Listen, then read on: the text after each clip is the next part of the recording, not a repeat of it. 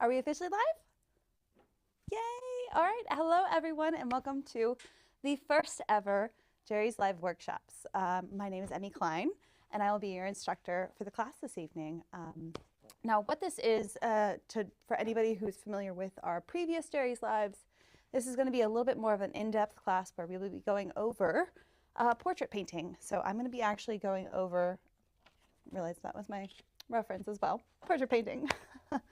So we're going to be going over this entire painting from start to end tonight. So I'm very excited to share this painting with you guys.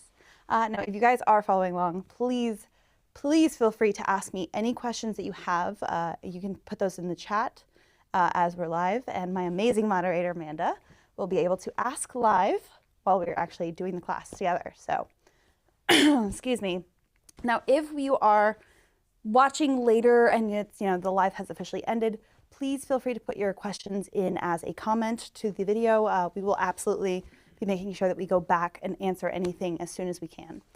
Now, today's class does come with a teacher's cart on our website. Because if you're interested in anything that I'm going to be using during the class, you can go to the website, JerrysArtarama.com, and type in today's class code, which is JLW1. Now, if you type that in at the search bar at the top of the page, the teacher's cart will come up, and everything that I'm using, including our amazing furniture, will be in there, and you guys can check it out that way. Now, I'm going to quickly go over our materials for what we're going to be using today. Now, if you don't have the exact same thing at home, that's okay. If you have questions about slate alternatives, just let me know in the comments. So this right here, as things fall down. Sorry, I forgot there was papers back there. I'm just gonna put that up there. This is what we're gonna be painting today. So it's an image that I got, it's a royalty-free image. Now, one thing to know about that is that when we're painting art from photos, you should take the photo yourself because you now own the rights to that photo. Royalty-free imagery means that somebody else took the photo, but they're giving me permission to use that photo. So this is royalty-free. If I decide that I made a painting that I really love and I want to sell this, I now have no problems whatsoever. But if you just go to search royalty-free images, a ton of websites will come up, and I believe this one came from unsplash.com. It's one that we use quite often, but this is my amazing. He's a very dapper man. It feels very like the most interesting man in the world. But I loved his suit. I loved the lighting. And when it comes to looking for images, especially portraiture to paint, the one thing I really want to stress is that you need to look for photos that have really good lighting, because a really great photo doesn't always mean it's going to be a really great thing to paint. Now that's what these pieces of paper that were falling down. When I go to look for photos to paint, I'm looking for shadows. I need a light side, I need a dark side, I need shadows. The reason why is because if you don't have any shadows that help you identify what is going on in the face, as far as the curvature of their jaw or how their cheek is sunken in, or maybe it's more round. I mean, I have rounder cheeks, but there are still curves and things like that that you need to have information on. A lot of the times, with fashion photography, like this one specifically, you're gonna have a lot of lights all around, and it's going to make the face really bright and the clothing are really beautiful and vibrant. That is the job of this photo. When it comes to painting, this is incredibly difficult to represent in paint. Even I will struggle with something like this. It is an absolutely stunning photo. She's absolutely gorgeous. She has no shadows on her face. Now, yes, there are very little shadows. I mean, I can even just go a little closer. Sorry, there's a glare. But there's slight shadows on the side of her nose. But when compared to this is what I mean. I need that information so that I can then identify spaces within the face. So if you're a beginner out there, look for paintings like this or photos like this if you really, really can't take your own photos or your own face. You can always use yourself as a model, which is really great. So tuck that away. So this is the painting we're gonna work on. I'm gonna also just kind of get it out of the way as well. Maybe I'll tuck him up there. Perfect. So what we're gonna be using today is a Centurion OP Deluxe. OP stands for oil primed.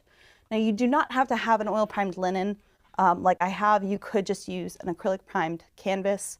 It doesn't have to be linen. It can be cotton. No problems whatsoever on the surface. Oils will stick to just about anything. So this just happens to be one of my favorites. I really love linen. It is quite durable over time. So as a surface, it's really, really lovely.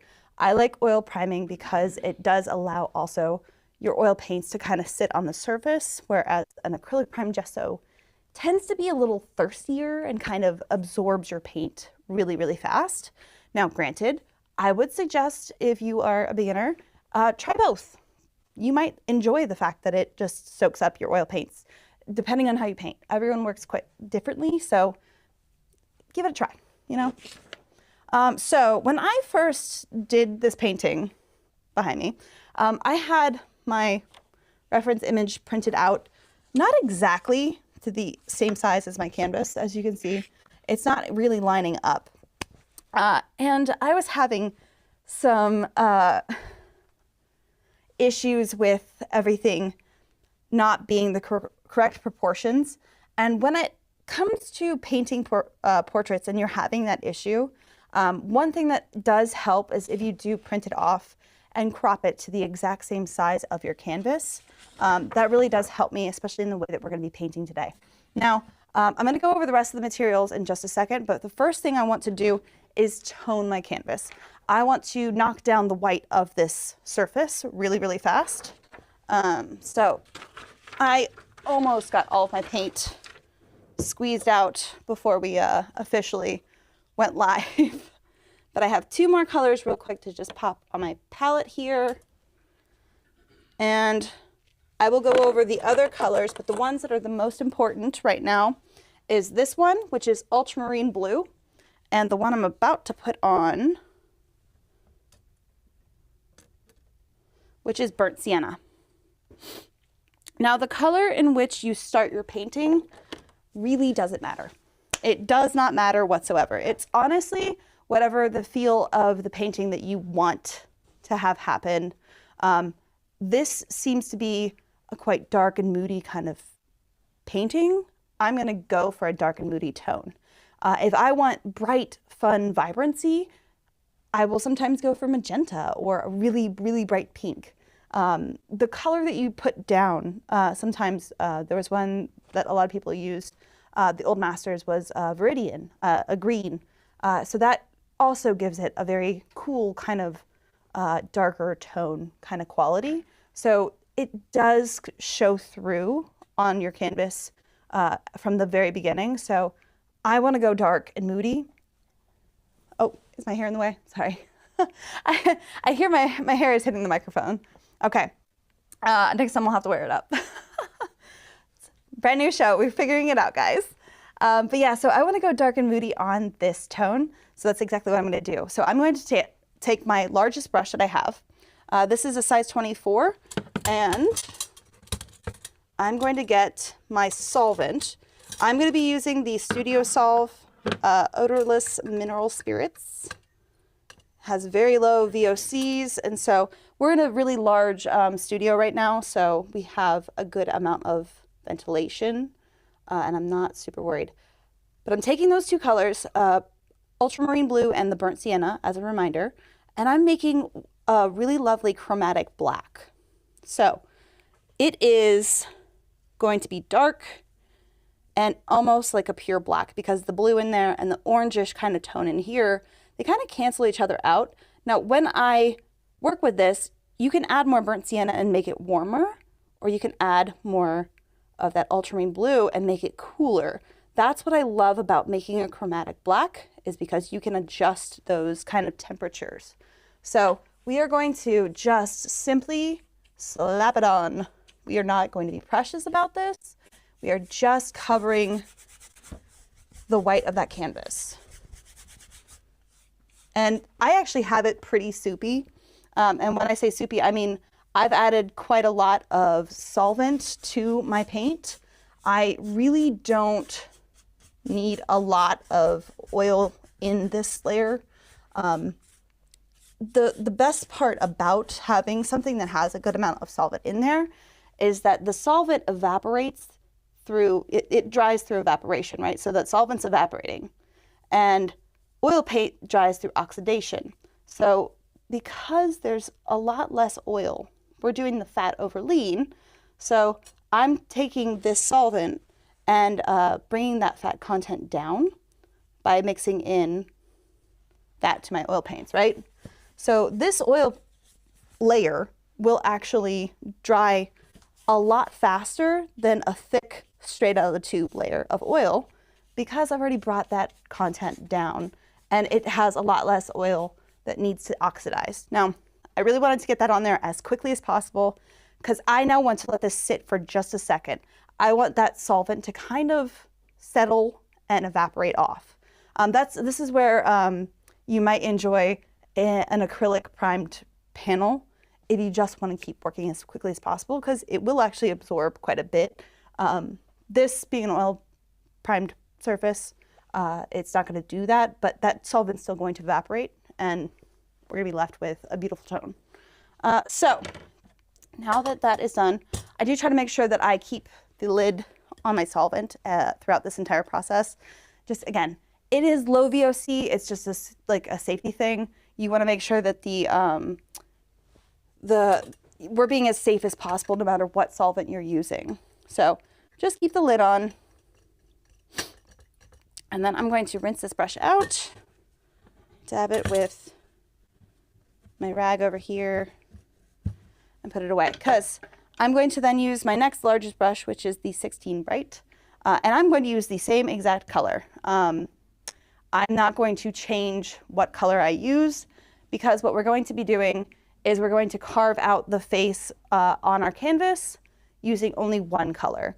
This is an old master's technique that it really helps, especially when you are just starting out with portraiture.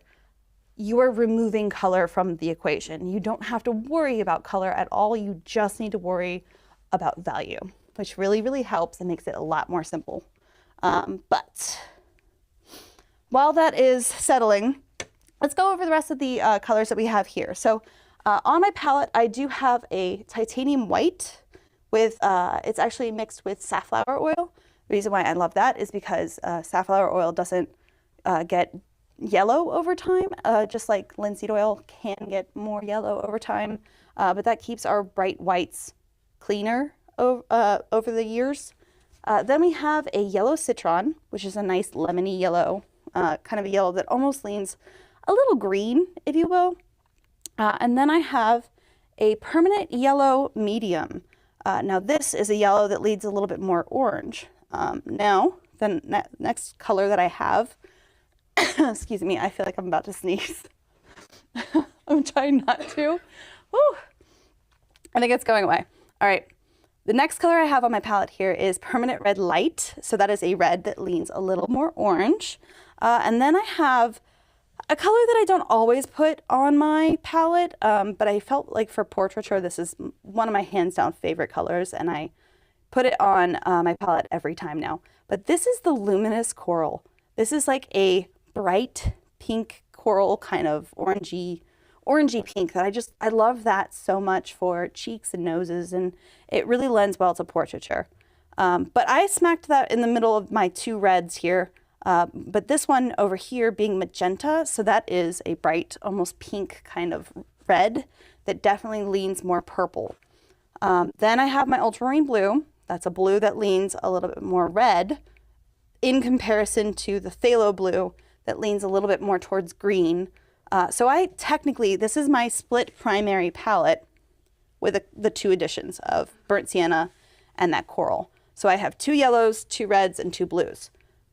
The primaries being red, yellow, and blue. So now I can make all kinds of, I'm sorry? We have a couple questions when you have a moment. Oh yeah. But let me finish that thought. Okay.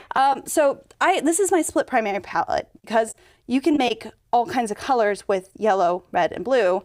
But because I have two yellows and two reds and two blues, and I can make so many different colors that I have almost the full spectrum here if I know my color theory. So if I as I'm working through the color side of our portrait painting today, I'll start talking about how I need to cool something off or maybe warm it up. And we'll be going through a lot of color mixtures. Now, you said we had questions? Yes, two of them. Yeah. Number one, does oil prime canvas make the oil paints tend to bleed across the surface? No, no. The only thing, because the oil prime surface is dry, it is fully cured. So that oil is settled and permanent on that canvas. If I had put the oil primer on an hour ago, yeah, it would be a bit of a mess, honestly. It is a white primer and it would make everything look really chalky. But I don't think it makes it bleed. It kind of creates a barrier so your oil paints are sitting on top. And the reason why that's so important is because if your oil paints sink in, they can look duller, which is not ideal. But I'm going to be painting a lot of layers on here, so I don't think it's going to be that big of an issue. So, do we have another question? Yeah. So if you're doing the thinning of the fat on your first layer, would it matter if you left each layer alone for a week or more between getting back to it, or would you? That is, I definitely, yes, you can. That is the beauty of this specific process, is that if you are a busy person and you have to get up and just go because something is going on or you only have a small amount of time to paint, this is a really lovely way of approaching an oil painting that allows you to walk away from it without having to deal with issues later on because like your paints might be dry, you know? This is definitely a process that lends well to, you can sit down and paint the entire thing in one go like we're gonna do tonight, or you can walk away. It's entirely up to you. Now, I have also toned my canvas before and then let it fully cure and then went back into it. Now, for the way that we're about to paint, that isn't going to work great because we're gonna start carving. I've made myself a middle gray kind of color. I'm gonna start carving out my highlights with either a rag or a brush. And then I'm gonna also start putting in the darks with a brush with more oil paint on it. So having this still be wet is ideal, but if you do have to run out the door, not a big deal. I hope that answers that question. Thank you. Yeah. Now, I think it's been sitting for long enough. Let's jump in. We are going to, again, be using the exact same two colors. I'm going to add a little bit more blue. I want it to be that nice mid-tone, or not mid-tone, mid between the two of those. I don't want it too cool. I don't want it too warm. I kind of want the in-between, and hopefully that works well. Now, the reason why I'm toning the whole thing and now I'm going straight in with just paint, I didn't add any solvent to my brush, is because we are now going to draw just like we would with charcoal, but with our paintbrush. So I'm going to, and yeah, actually, can we go to that main camera here? Because I want you guys to see this. When you're standing on an easel, this is really great, especially with portraiture. Stand back, hold your brush at the end. You don't want to choke up. Choking up like this on your brush will get you noodling. We don't want to noodle. We want to be able to like big strokes with using our whole arm. And we're going to kind of try not to use your wrist, but use like your arm and your elbow and things like that. Big, broad strokes, right? So I'm going to say top of his hair. Now, when I made this the exact same size as this canvas, right? I'm looking at like a straight line across. I'm drawing an imaginary line in my brain going, his hair goes here-ish. It doesn't have to be perfect. I'm just making marks. Now, again, there's not any solvent on here, but there's solvent still on the canvas, so I'm really just smearing it around, which is okay. Now, I'm gonna actually move this over just a touch. I'm sorry. Hopefully that's still on camera. What I'm looking at, because I can't see the edge of that, sorry. What I'm looking at now is the space between the edge and his head. Just that width right here. Now, if you happen to have the painting, the picture painted or printed out the same size as your canvas, you can literally take your brush and measure it with your thumb like that. and the edge of his head goes here. Or you can even just kind of take your hand, just try not to touch the canvas, but it's that width. Now, again, with the same thing, I'm looking from the top of the edge here all the way down to his shoulder. And I'm going to say it's about here, right? I'm just making notations and kind of looking at that straight. If I draw that as a straight line, it starts dipping about this wide. And then I'm going to kind of cut that part of his jacket right there, right? Then his neck goes up here. He's got a pretty big ear. I'm gonna say the top of it is sort of here. And then ear goes down, right? You can do things like that, or you can also go really broad and go top of his head is here. You can also talk about the line of, if you draw a line from the top of his head all the way down through his face, it's that angle, right? We're trying to get that angle. So maybe I'll draw that angle. Whatever you need to notate that what is going on in his face specifically, go for it. And anything you do at this stage is absolutely able to be covered up. So you don't have to be precious. You don't have to worry about doing something wrong. We can completely cover it up. Now, I'm saying that width between the edge of that and kind of where his hair dips like that is a little bit closer, right? And then I'm saying, I think that's right where his part is. So I'm going to go carve that out. And then somewhere like that is maybe how wide it is from here to there. And then we're going to actually go in with this little sort of seat behind him, which actually does continue up behind his shoulder just a touch. Because I almost missed that the first time I painted this. I think the side of his face is sort of here-ish.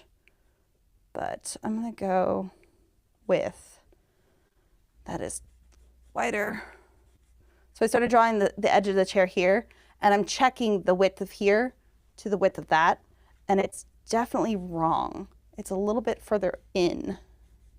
Now, checking your drawing at this stage is exactly what we're doing. We're working on proportions, then we're going to work on, once we have our drawing where we need it to be, really, we're going to work on value.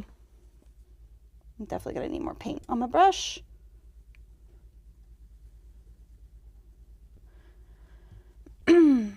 I'm trying to make sure I also keep my hair out of the microphone. Okay. Nah, I think we're okay. I'm probably going to, because we are going to be taking a break a little later on during this class, just to kind of, get our eyes a little bit refreshed. But I'll probably put my hair up then. That's fine. I think that's kind of where his, like the little, almost like, look at this part of his neck. Think of that as a triangle. Don't think of it as neck. It's just a little sliver of where his, just a triangle shape, right? Because if you start trying to draw like, he has an eye, he has an eye, he has a nose, like this is where you don't want to try and draw specific things. You want to draw shapes. I can plug in, if I squint, the whole area of that part of the nose, I can just break that down to a shape, a really basic shape. So it kind of gets a little bit wider here. And it's not perfect, but it's somewhere in that, right? And where I popped in his eye is, I feel like, definitely wrong. So if I also put the paintbrush up to his eyes, I have my finger where his hairline meets the, like right here, where his hairline meets his temple. That's the word I was looking for. So I'm crisscrossing my finger with that right there. And then I'm putting the paintbrush at that angle of his eyes, right? I don't move my arm at all. I just shift it over, right? Because if I go from here to here, there's a chance that I'm changing the angle of this. So you just move, like freeze your arm and then like move the whole thing as a unit.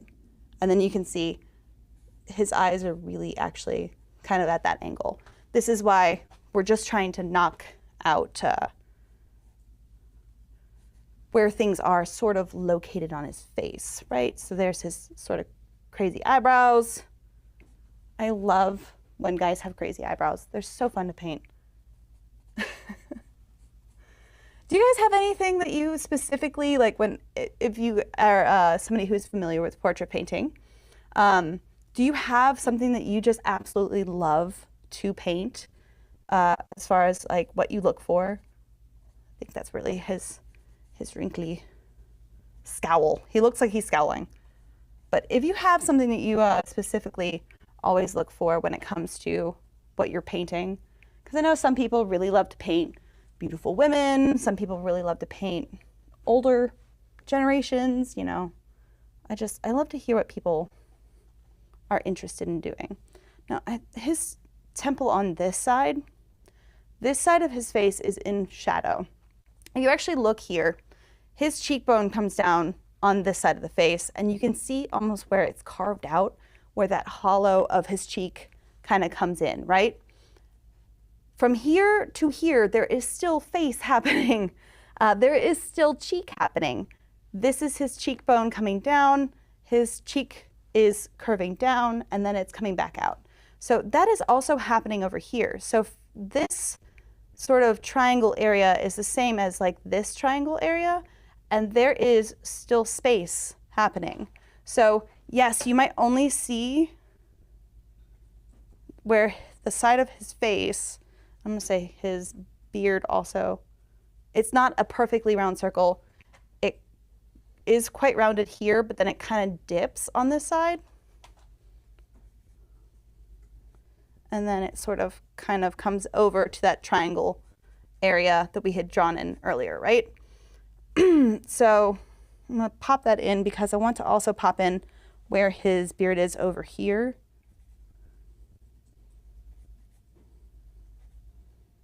And I'm checking my drawing as I go. Yeah, something like that. Because I think his mouth is in here. Now, the triangle of this side of his face, it's not an exact triangle. It kind of has a roundness to it. I could exaggerate it, but I don't want to. I'm trying to like do something like that. That's where his cheekbone is coming down, and the rest of this is definitely still the side of his face, but it is in complete shadow. So that is dark, really, really dark. Do not be afraid to put down dark paint, especially with oils, because with oil paints, you tend to want to go from dark to light. Yes, you can go the other way around within reason.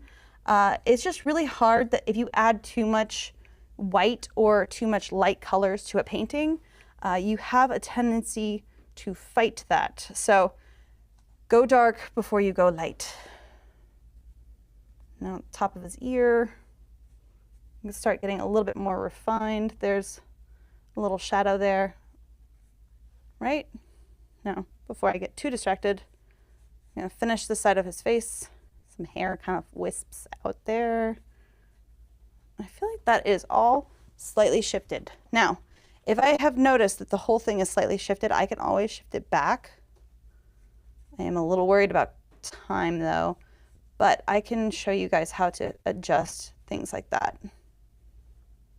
Now, top of his ears are kind of in line with like the bags of his eyes. I don't know how else to describe that. So if the bags of his eyes are sort of here-ish, right? The tops of his ears should be in that sort of realm. And it actually comes out quite a bit, but here's where I'm noticing I think I moved this whole side of his face over, is look at the width of this and look at the width of this. That is wrong.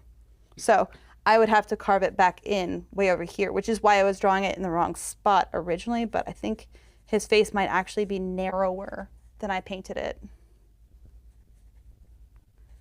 And yes, I have drawing issues with my paintings all of the time, but this is why we're checking, because we're not transferring and sketching this directly onto here and then just, you know, tracing it. We are drawing by observation.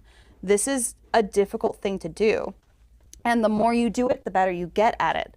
But you have to practice. Now, the side of his face here comes down, it curves in, and it goes all the way past his beard. I want to make sure that I continue that line. Then his shirt, we're going to just, again, generalize here. Shirt is sort of like a triangle. There's a bit of a tie and folded fabric, but this comes down.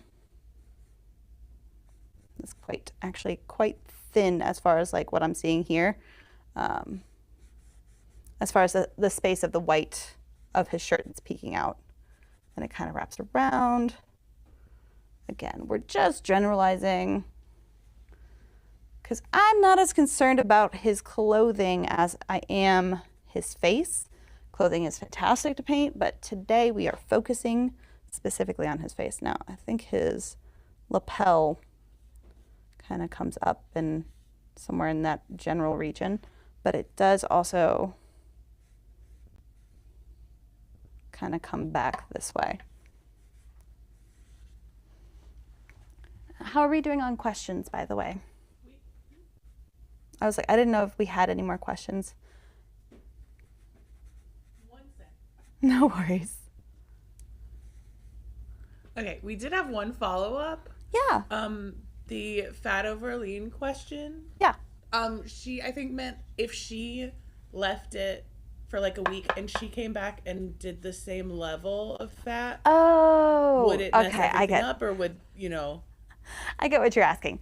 Okay, yeah. So this is a very lean painting right now because I have removed the fat, or not removed the fat content. I'm lowering it quite a bit with the solvent that I have on my brush. Even the darker areas have a little bit more oil in there, but that's still not pure paint.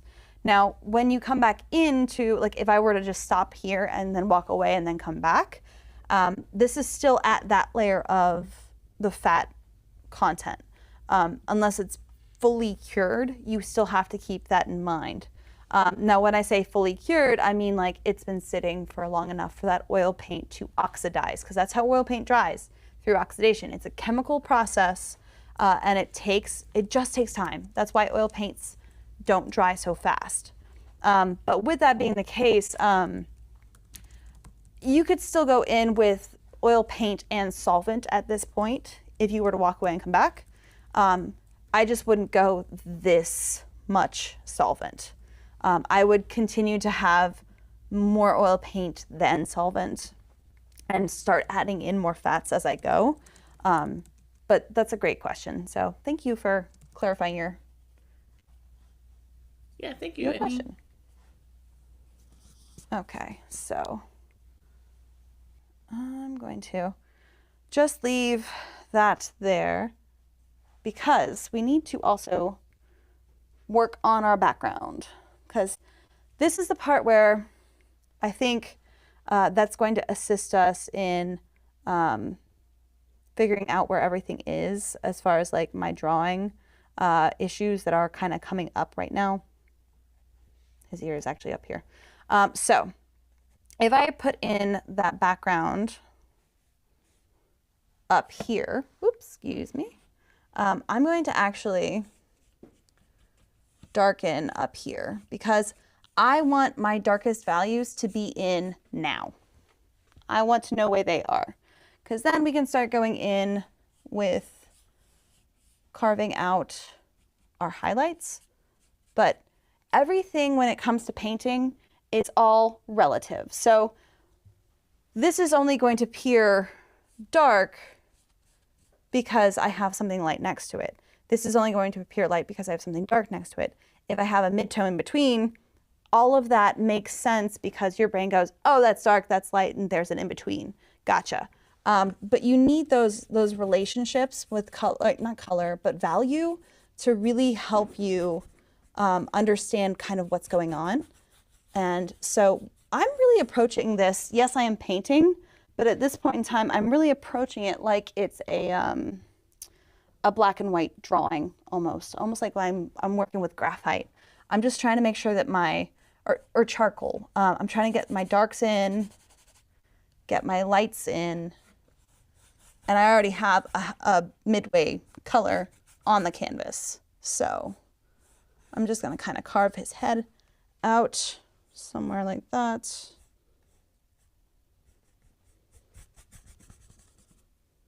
Yeah, something there. Now, I will say, I know I told you that I'm not talking about color or value, color yet, but because I am making a chromatic black on my canvas, if I add more of that burnt sienna, I get a warmer color, right? It gets really warm in the background over here. I'm gonna go ahead and just put that in. It definitely gets warmer. And I love that transition. So, and I think down here with everything being so warm, it really helps his cool, nice suit jacket kind of pop off the canvas once it's painted in. Now, I know I'm definitely getting the wrong value because behind this chair is really bright. That's okay. I'm just right now cooling off that temperature and kind of carving out where his jacket kind of lands. Again, I need to pay attention to shapes. So I'm going to say maybe that is all background. And once I cool it off, I can show you kind of how to get to that value without having to add anything else. General shapes. So the edge of his shoulder here, and then there's a bump of fabric, and then it kind of also comes out. So, and I am also very notorious for never clamping my canvas down. If that's something that drives you insane, please clamp your canvas down. I just, I never do. Why? I don't know.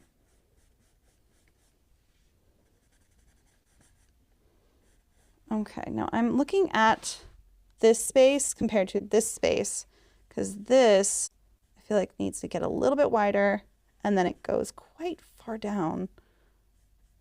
So then I'll get that angle of his ear without even trying it, right? And then the top of his hair cuts in, but there's almost like a little 90-degree angle here. And I'm just gonna pop in a little brush stroke just to kind of remind me that that's really supposed to be background, right? And then the side of his face, or the side of his hair here. And then it goes back up to cool, going up here. So I'm gonna go back in with more ultramarine blue and darken it up.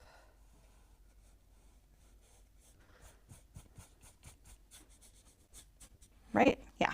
Now, here's where one of my favorite tools come in. Rag. I'm going to use this, this is just an easy wiper rag, which is recycled white cotton rags. And I'm going to actually just start carving out light areas. So, you know how I told you it's really bright over here, but I made it warmer, but it's the wrong value. Now it's warmer and it's a lot lighter. Just like that. This is why I love oil paints. If you make a mistake, wipe it out. No one knows. If I don't like this entire thing, I can just wipe the whole thing out and start over. It's okay. We're literally just squishing paint around on a canvas. That's all this is. So I'm also still refining my drawing. So if I see something that I can definitely tell is wrong, I will fix it. Now, you will notice that I am grabbing the side of my canvas here, which means, yes, I am touching oil paint. Just so you all know, I don't have any cadmiums or any really toxic paints on my palette right now because I knew I was going to be touching things. If that's something that really bothers you, wear gloves, totally fine. or clamp it down. It also works. But I have a tendency to do this so I can also get to like the edges. I paint the edges of my canvas all the time. So I think that's probably why I don't ever clamp. I like to move things around. It's just how I function. All right, so it is warmer, but now it is a brighter value, right? That works really perfectly. Now, I'm just gonna fold my rag, come back over here, and do the same thing. We get a little bit more of a thicker kind of chunk of rag. And now I'm doing this left-handed, which is a lot harder than you would think. Okay, now, remember how I said that there's a little sliver of chair? I'm gonna leave that in as a reminder that I need to leave that, put that back in there, because then that makes sense, right? And I'm also, again, checking the width of things, the angle of things. There we go. So there's my background. It's a really rough kind of blocked in version, and I can always paint on top of this, absolutely. It's still really thin, lean layer. So the next layer that I put on still can have a little bit of solvent and mostly oil paint, and then I can get to that pure paint stage, which is usually where I end up leaving my, my paintings. But now we can start carving out the features of his face. Again, just using rag. There's kind of like almost like a little bit of a highlight just where his hairline is. Now, I will say, I do love using a brush when it comes to like sharper things like that. So if I get my, my brush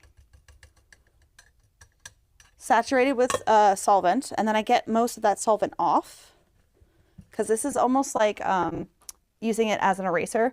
I don't want the solvent like dripping from my brush, but if I do that, I can use it as an eraser, which is delightful and so helpful when it comes to like just blocking out parts of his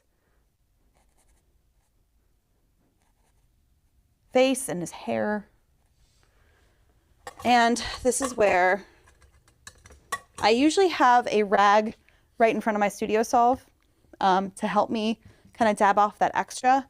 And then I also usually have a rag in my hand because, oops, I dropped it, because I already have a bunch of oil paint on this one. I'm gonna actually just leave this over here as like an additional thing to blot my brush off on because I don't want a bunch of oil paint on my rag that's in my hand. But when I'm gonna also be wiping my brush on my the rag in my hand. So it's a combination of, I'm just trying to get the pigment off my brush. And then when I get to the point where I'm no longer erasing because I don't have enough solvent on there, then I will go back to my solvent and put a little bit more on there to be able to continue to carve things out, right? Now, we're just looking at shapes, because like his ear is almost like a C shape, and it gets like a big flat area right here, and there's like almost like a Y shape right here, and it curves around. That's all I'm looking at. I'm not looking at anything being like the anatomy of an ear. No, I'm just looking at shapes. Beep. Right? And again, it's really loose. That's okay.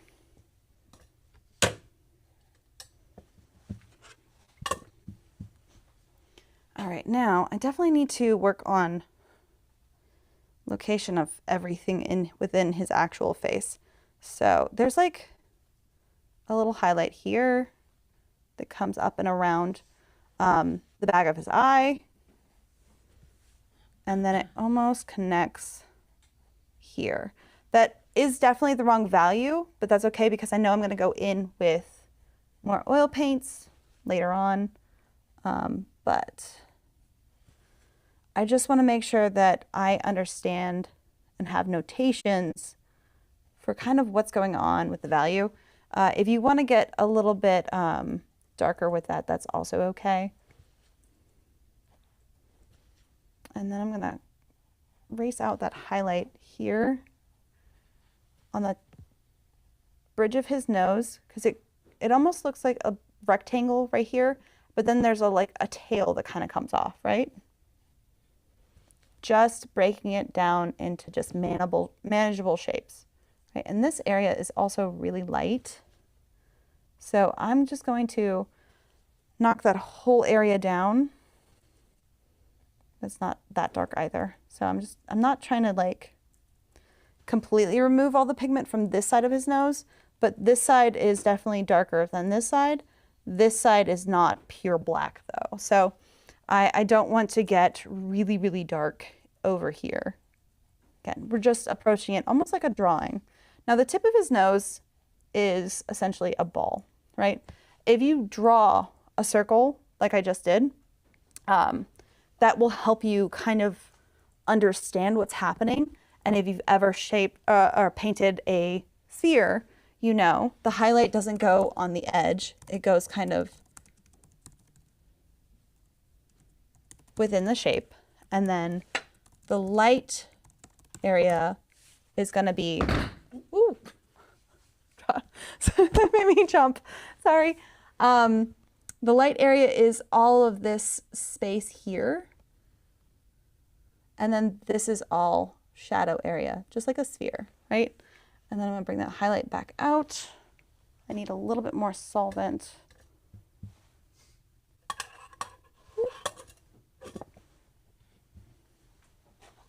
A little bit more solvent so that I can really carve that back out, just like that. Now, it does get darker on the shadow side, and I can always apply more paint if I have more paint on my brush, you know, that really helps. Now at this point, I'm adding less, I'm not adding any more solvent onto this brush. It does have solvent. The stuff that's on here has solvent. I don't think I need any more, but there's like the core shadow of the sphere, and that helps understand kind of just the tip of his nose. Now the sides of your nose also have a form to it.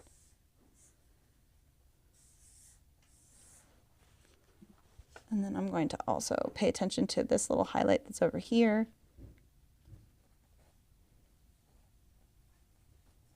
Emmy, got a couple questions. Perfect. Okay. We're having a little trouble understanding lavender spike oil as a thinner.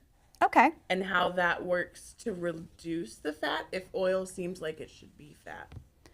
Okay, so lavender spike oil is a solvent. You need to remember that lavender spike oil is a solvent. It is a more traditional solvent in the sense of, because turpentine is petroleum based, so that wasn't really available like with the old masters painting. That it just wasn't an option. So they had something called spike of lavender or something, the way I can't remember exactly how it translated.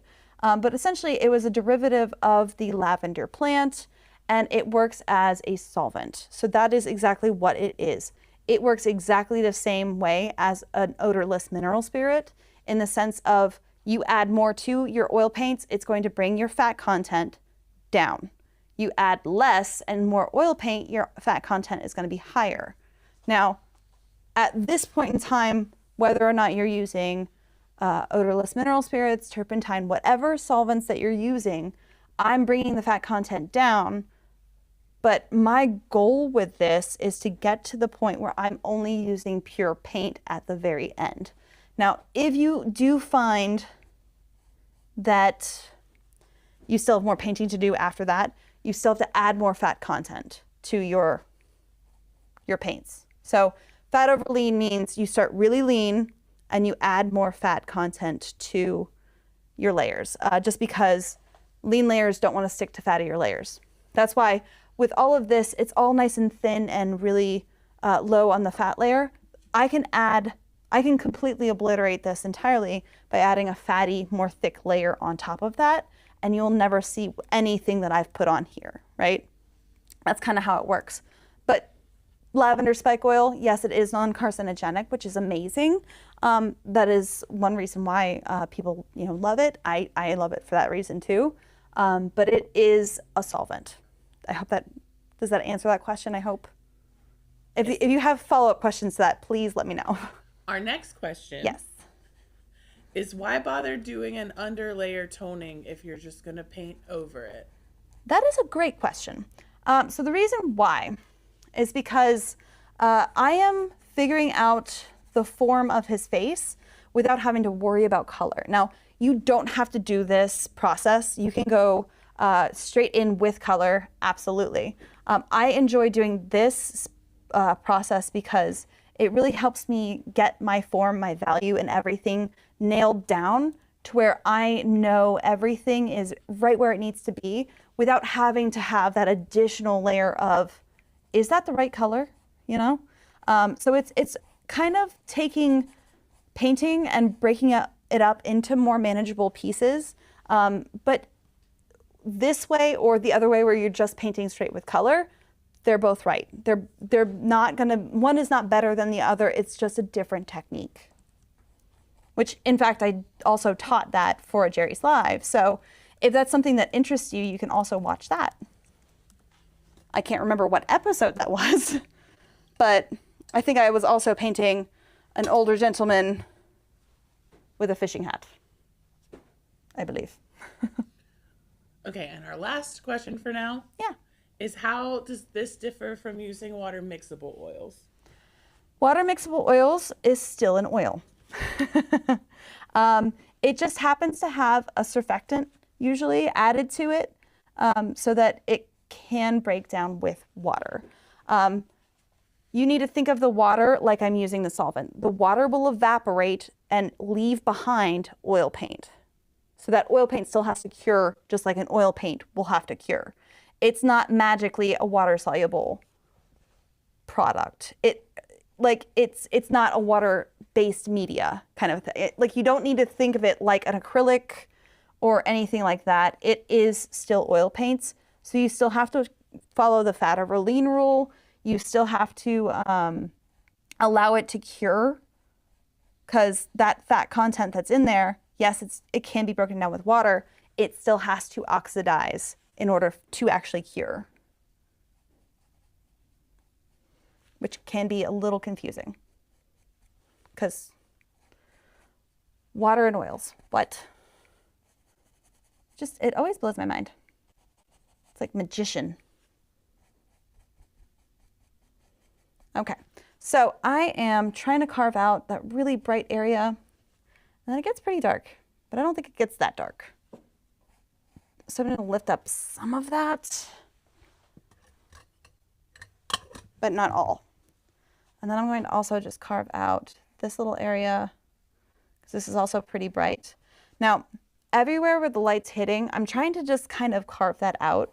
Like the center of his forehead has a good light source happening on it, and then it gets really dark over here. I'm not touching that yet.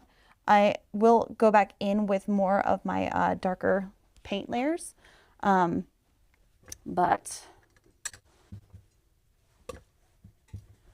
this is really I love this technique specifically because it allows you to nail down everything, and once you get everything where it needs to go, you can go in with colors and not have to worry about your form as much. Yes, you can always mess up your drawing. That is very, very possible. But it's very convenient to be able to just have this is the shape of his face kind of happening without having to have those additional worries. I feel like this is a lot more of a beginner-friendly kind of tiptoe into portraiture. All right, so I'm also just carving out his beard in the same way as I approach his skin, just because I'm not going to sit here and noodle with all the additional little hairs and stuff. If you squint, this area is really bright. This is all mid-tone. There's a shadow right here from his cigar. And then there's a mid-tone here too that kind of wraps all the way around. Yes, there are some little highlight areas, but I'm not too worried about that. Now this is where I will start to switch back and forth between my brushes, because I know I'm going to need to notate where his upper lip is. His upper lip is completely in shadow. And then there's also the cigar, which I completely forgot to draw in. I think it's about, so if I'm looking at, it's almost perfectly in line with the tip of his nose. So it's like sort of there-ish. I feel like that's the wrong angle. Yep, check your angles, 'cause that is wrong. And then his upper lip breaks around that. But the edge of his upper lip isn't exactly perfectly carved out either, because his mustache does come down over the top of it. But I can see his bottom lip in light just right here. So that's what I'm more carving out, is that more solid edge.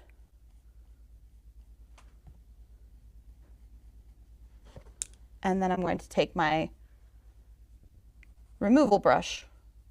It's like wax on, wax off. And what's great is that oil paint does not dry very quickly, so you can do this for quite some time. And remember, if I didn't get everything done today and I left it just like this, I can come back tomorrow and still move that pigment around quite a bit. It won't be fully cured. Okay, now this is where I'm starting to get more and more detailed, but I am still using, this is a size 12. This is a pretty large brush for, you know, little detail areas, but like I'm trying to get notations that will help me with my color part of the painting. No, something like that. Now his hair gets pretty dark, but not all the way at the end. Something like that. Again, I'm just kind of giving big chunky shapes. Nothing too crazy. And then this gets pretty bright.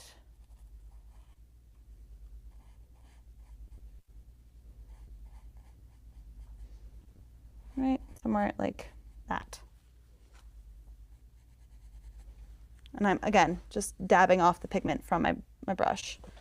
Now, this is the area that I think really needs some work, because it is a mess over here.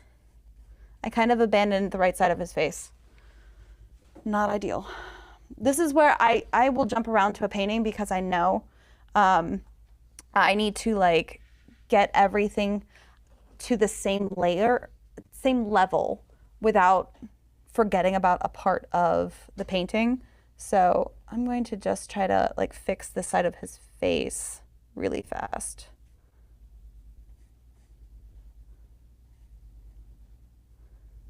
And I think that his ear, again, I have a rather large bright brush, but if you look at it flat on, sorry, I'm trying to remember which camera I'm at. If you look at flat on, it's quite wide, but if I turn it sideways, it gets pretty thin. I can use the edge of that brush and just drag it really lightly and get almost a pretty thin line of color, but then I can also turn it and get a big chunk. So it's the way that I've been always kind of approaching this part is really just carving out those little shapes, but using my brushes to really help me do so, and by utilizing the tools that are best for me. If you work better with a round brush, use a round brush. Not everybody paints the same, so I would suggest you get a variety of brushes. That way you can really test out what works for you. And I just realized this is definitely Comes in a little bit here. I'm trying to add more with my eraser brush. Gotta remember this is the eraser. And then it comes down. I think that's better. That feels better.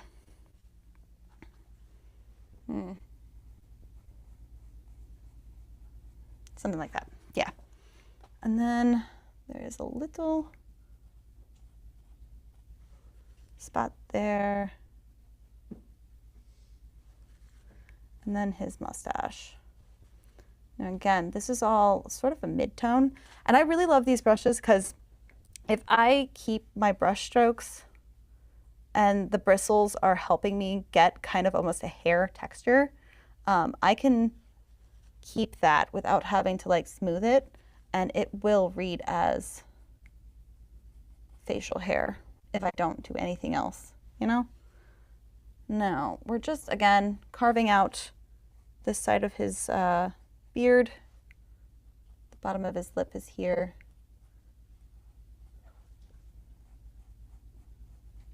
I'm gonna try and like darken this side of the cigar because it's actually the cigar that's darker, not his facial hair.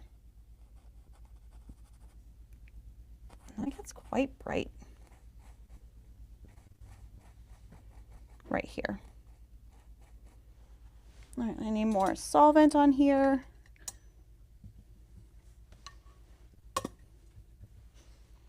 Okay. And just carving out,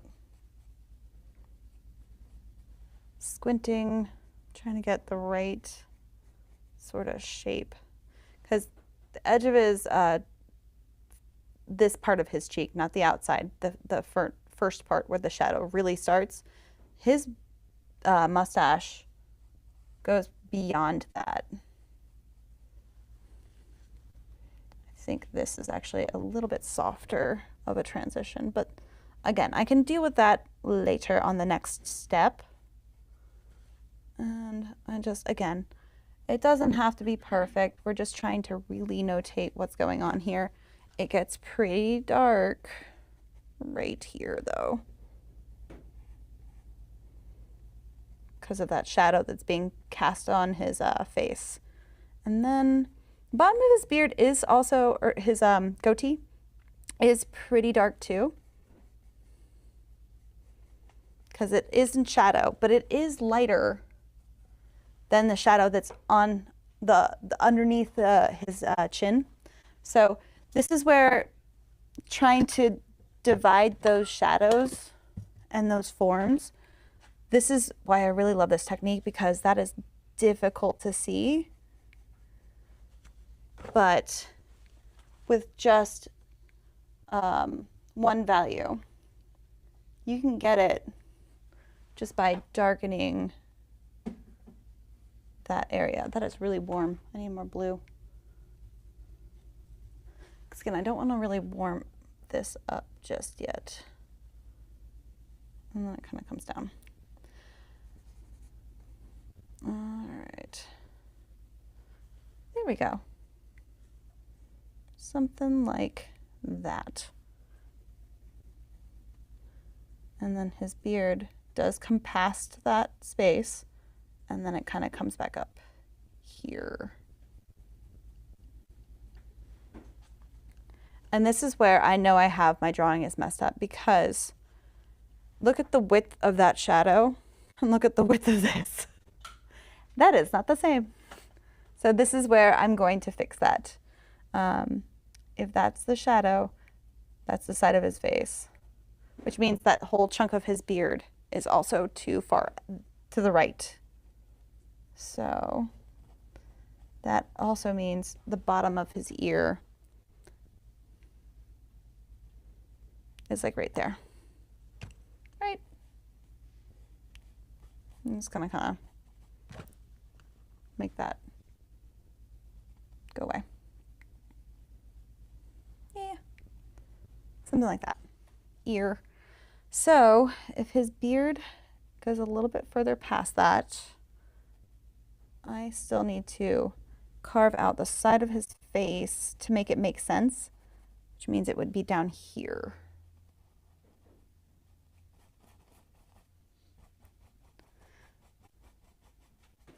Now, if I had done that in color and had a difference in the two different tones, I would have probably cried a little because that would have been harder to fix with color. But because it's all the same, all the same color that I'm using, it's a lot easier for me to just push and pull the pigments around. I hope that makes sense. Okay, so now that I got that fixed, that looks so much better. Why didn't you guys tell me that that was too big? All right. Something like that. Yeah. Looks very dapper. Now, I have not touched his suit, and as much as I really would love to block that in for you guys during this show, I don't think we're going to have time for that. I'm worried about us getting to the end result with his face. But with his suit, you can do the exact same situation where you're breaking everything down with shapes. Everything is in relation. So if his face is nice and bright, his suit is a pretty dark blue. You can absolutely get values by having two tones. So like you can go this really dark and maybe this like lighter color like this, and that's your highlight for the suit. But everything else can get really, really dark. Just to give you those forms of what's happening here.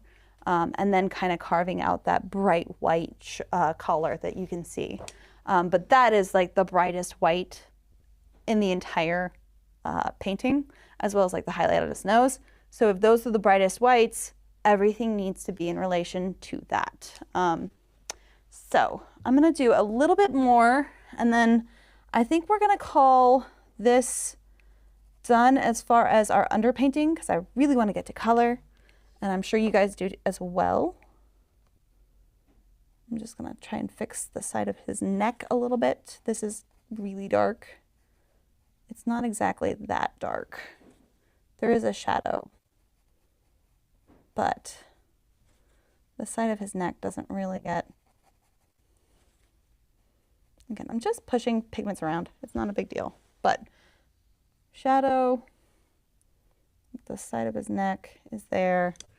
And then I need a little bit more solvent to bring out that highlight. Right, and it goes sort of out and around this area, kind of almost like a backward C. And then it goes straight down. And then that's all pretty much starting to blend together for his neck. Right? Jawline. Then we're going to pull out the highlights on his beard again, just to kind of fix that. There we go. That's better. Okay. And then I do want to pull out that collar because that really helps define the shape of his neck and his head. So I am going to do that. But then I think I'm going to call this underpainting complete. And then we are going to take a quick break. And the reason why it is very important for us to take breaks, especially when painting, and especially when painting portraiture, is that you need to step away from your art sometimes. It is really hard when you're getting so close to your painting and you're so close to it visually, that you need to like step back and get away from it a little bit to really help you see if you have any drawing issues. And if you do, fix them. It's not the end of the world to get a little bit more of an underpainting done just to make sure that everything is where it needs to be.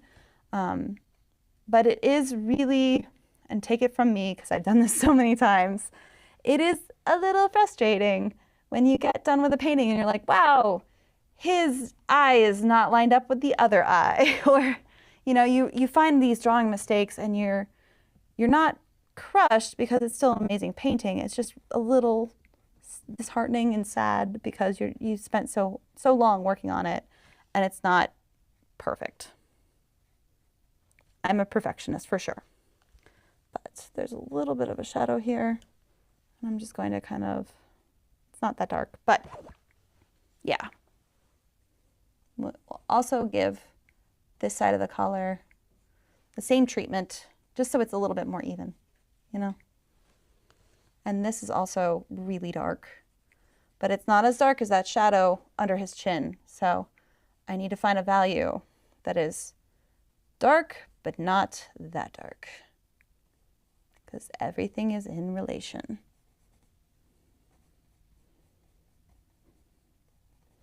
Perfect. Now, I know I didn't do too much on his eye. That's okay. I'm going to define that more with color, and we're going to keep going on this.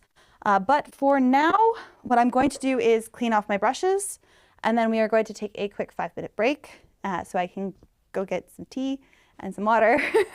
And please step away from your painting. If you do have questions, now is a great time to throw them in the chat. That way when we come back, I will be able to answer those for you, and we will start working in color next. All right? So I will see you guys in 5 minutes.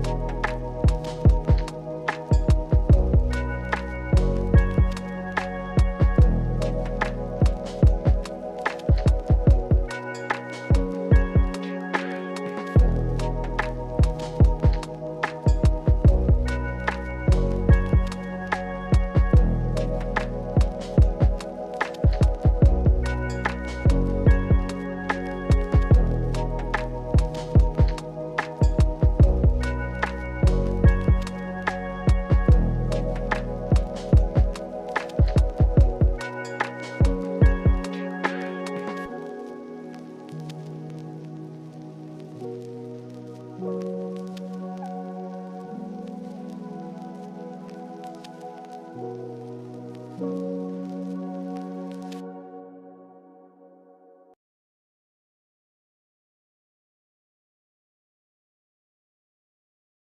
right, we are back. Now that everybody has had a chance to step away from your painting, it is also so important to just rest your eyes for just a second. And then when you do come back to a painting, look at it from afar. Just especially in comparison to the original photo or whatever you're working off of. That way I can check my drawings more. It's his right ear, but on this painting, it's the left one. Definitely wrong. And I can fix that at the stage, which is great. So I know we said we're going to go in with color. I am, because I can see that, going to fix that real fast. Not super detailed, but I can see, you can see that angle of the top of his ear, and it is not the same. It definitely is cut that way a lot more. And I want to say the bottom of his ear is not low enough. Yeah. Does that look right? What do you guys think? Is his ear, I feel like his ear is lower. Again, painting is not an exact science. It is all about practice. And even though I've had a lot of practice over the years, I can still get proportions wrong, and that's okay, because this is the goal of the class, is that we're practicing and we're going to keep working on our craft and we're going to keep getting better. And if you get it wrong, that's okay, because then we fix it and nobody knows. Right? Where did I put? I don't know where I put my rag, so we're going to get another one. All right. Yeah. I feel like that's better. Does that look better? Everybody in the comments, let me know. I feel like that looks better. I'm gonna just get rid of that. Okay. Yeah. Now, granted, I know I'm missing the darks in here. That's okay. I can always put that in too. But I feel like the shape of his ear is definitely a lot better. This one, I started drawing that outside kind of edge, and I think that's in the right place. His beard, I feel like, goes out a little bit further, and I don't want to lose that line right there. So I know I just did a crazy thing to my painting, but that's all right. We're, again, just checking our drawing, because if it's wrong, and then we go through the whole process and it's wrong, we're going to be a little upset. So I do that all the time. Every time I paint another portrait, if I paint it multiple times, it's always different. No matter how many times I paint something, it's always different. Okay, so let's jump into color. Again, everything is still wet. That is okay. At this point in time, I'm going to start mixing color. A skin tone that I have all the time is burnt sienna and a titanium white. Depending on how many titanium white or how much titanium white you add, you can get a variation of skin tones where it goes really dark or quite light. Now, this is a lovely color. It is quite warm. It can be a great base, but as far as temperature is concerned, I could only see really like this mid-tone area in a couple of locations on his face. Now, I have no solvent, additional solvent on my brush, and I'm going to start going in with just pure paint at this point. It's still really thin layers. I'm not going to go too crazy, but wherever I see this color, I'm putting it on. Now, because this has less solvent, it can obliterate that blue. Absolutely. This is one of my favorite things about oil paints. There's a lot of things that I love about oil paints, but that is definitely one. I don't love transparency unless I want transparency. I want opacity most of the time. So the reason why I am jumping around all of over the place on his face, with this one single color is because if I start painting his face from here and just work my way down, you could have some issues with color harmony, meaning this color is only here in the entire painting and that's it. The reason why I jump around is because that really gives a cohesion to the colors that I have going into his face, into his neck, into,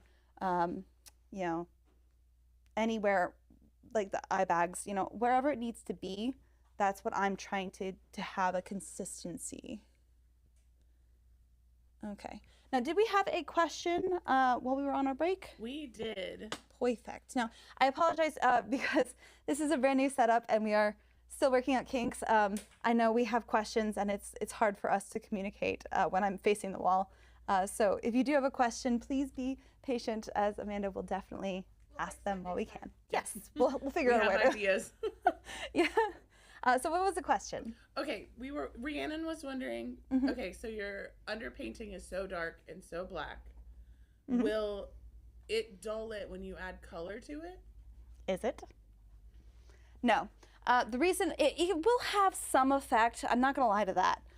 It is going to have an effect. That's why I was saying whatever you use as this underpainting layer will give it a feel, a vibe, a kind of an emotion to it. I wanted dark and studious, which is why I went with this color. If I wanted bright and fun and happy, I'm going to go with magenta or like a bright purple. If I wanted warm, I would go with just a burnt sienna. You don't have to mix a chromatic black to get a really lovely underpainting. But this stage is still wet, but the fact of the matter is I'm putting in some, oil paints that have essentially almost no solvent. I'm just applying it really thinly, and that's why I can just completely paint over everything that I've already done. I hope that answers that question. Also, hi, Rhiannon. All right, again, I'm just trying to give color harmony wherever I see it. His eyes are quite squinty, just so you know. The eyelids and everything kind of take up most of his eye socket. You really can't see a whole lot of eye, like his actual eye. So when it comes to eyes, sometimes you cannot see the whites of someone's eyes. I can see he has blue eyes, but it is so subtle that I can only see a little tiny hint of blue in this one eye. This one is just completely in darkness, except for that one single little tiny little highlight. So when it comes to that, it's okay if you really don't have a whole lot of the eye showing. Just paint what you see. Don't worry about, does it make sense, or painting what you think you know. Just use your eyes and observe what you're actually seeing, which is probably the hardest thing for any artist to do, is paint what you see, not what you know. Because we are all very familiar with faces. We see a face in the mirror every single day. We have the ability to look at other people all of the time. You know what a face looks like. You know what eyes are. You know what a nose is. I will say, when you are doing portrait painting, something that my teacher told me that kind of stuck before. I'm actually not going to. Sorry, I was going to put solvent on there, and I think I'm not going to. I'm going to add just a little bit more of this. I need a lighter tone. But something that my teachers told me that kind of stuck was, I just completely lost my train of thought. I'm so sorry. I got so sidetracked with color that I completely forgot what I was talking about. I apologize. It is hard to paint and talk. I will also say that. Oh, I'm sorry. It just reoccurred to me.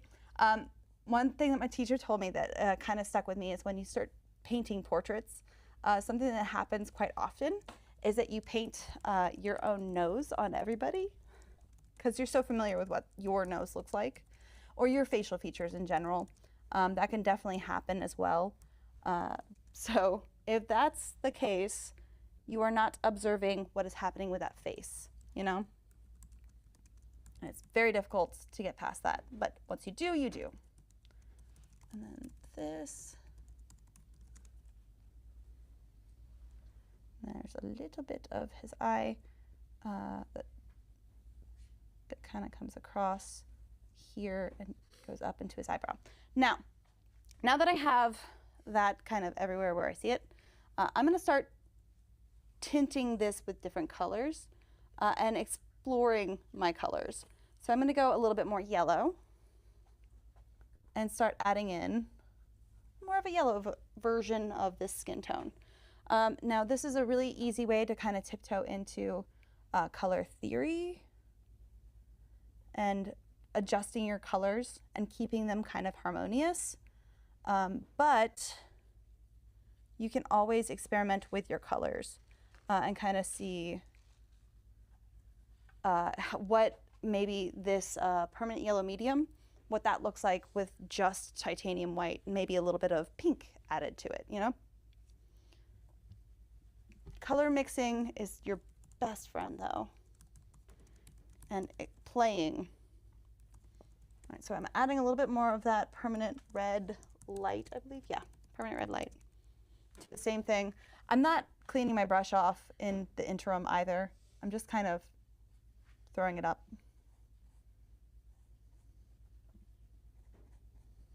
I think it's quite red, actually. Now, I like mixing burnt sienna into my colors because it does tone it down. And again, it gives it that color harmony. A little bit more yellow. But there are some areas where like it is definitely just pink. And people who have darker skin tones as well, they have some really lovely like jewel tone, like purples and greens to their skin tone that are really lovely. And it's one of my favorite things to observe and paint. I'm gonna just kind of block this whole area in. Again, I'm not being perfect with it. I'm not worried about having hard edges. I'm just trying to find color. At this point in time, just color. Now, I am also keeping in mind value because color does have value. Yellows tend to inherently just be kind of bright. And purples and blues tend to just be kind of dark. Again, you can adjust them with your other colors, but it's one of those things to kind of keep in mind. Because we don't want to lose our drawing. This is where, yes, you can lose your drawing, even though you went to all the extent of doing this. The other option that you could do, which would be a very fun thing to do, I think I did teach a class, a Jerry's Live on it, which was having an underpainting completely finished, letting it fully cure, and then going in and glazing on top. That was a really fun way of also approaching this, which also is great if you need to step away from your painting as well. I want to get that highlight that's up here in before I forget. Because it's not pure white. None of this is pure white.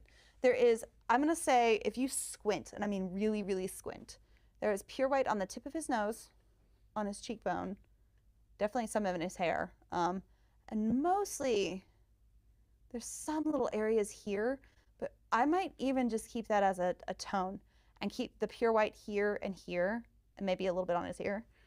The reason why is because if you have too many bright white areas, it's really hard for your eye to understand where it should land. And my teacher always called them little pings. You can have highlights to direct the eye where you want it to go, but if you have too many, the viewer's eye gets really confused and doesn't know where to look. So keep that in mind also with your highlights. Now, with that being the case, though, if I only have pure white here and here, everything else needs to be a color, right? Even right here, I'm going to make that a bright color, very like a tint a white with a tint of pink kind of a thing, but it's still going to be a color. It's not white. I might as well pop that in because I just mixed it. But I'm going to also, again, keep an idea of wherever I see that. Now, I'm mostly painting his forehead, and I just noticed that. So I need to move down into the rest of his face. Otherwise, I'm not going to have that color harmony that I was just talking about.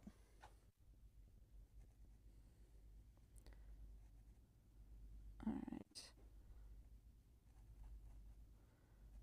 Now, the great thing is, once I put things down, if I notice that it's kind of wrong and I need to shift it either cooler or warmer, more yellow, more red, whatever it needs to be, I can then apply more paint on top of this and do subtle shifts. That's why I really enjoy kind of just putting a chunk of paint down and then moving on and not blending it. That is the one thing with oil paints, is that you can very much overblend something and it can look nice and soft and beautiful, and then it just looks otherworldly, and I don't mean in a great way. Sometimes it can be a style, like a stylistic choice, but even then you do need to have variations in your edge quality. So like, even though I am chunking down colors, there are some areas where I'm going to blend them because I want to have variety. I think I'm going to actually go with this bright yellow. Yes, that's a fun color. So I have that coral, the luminous coral. I added some titanium white, and that's a little too just pink. I needed to add a little bit more yellow, and I've added that before, and I wanted to add the lemon yellow to give me a brighter kind of peachy color that I'm going to use as my highlights that aren't actually highlights. It's not pure white,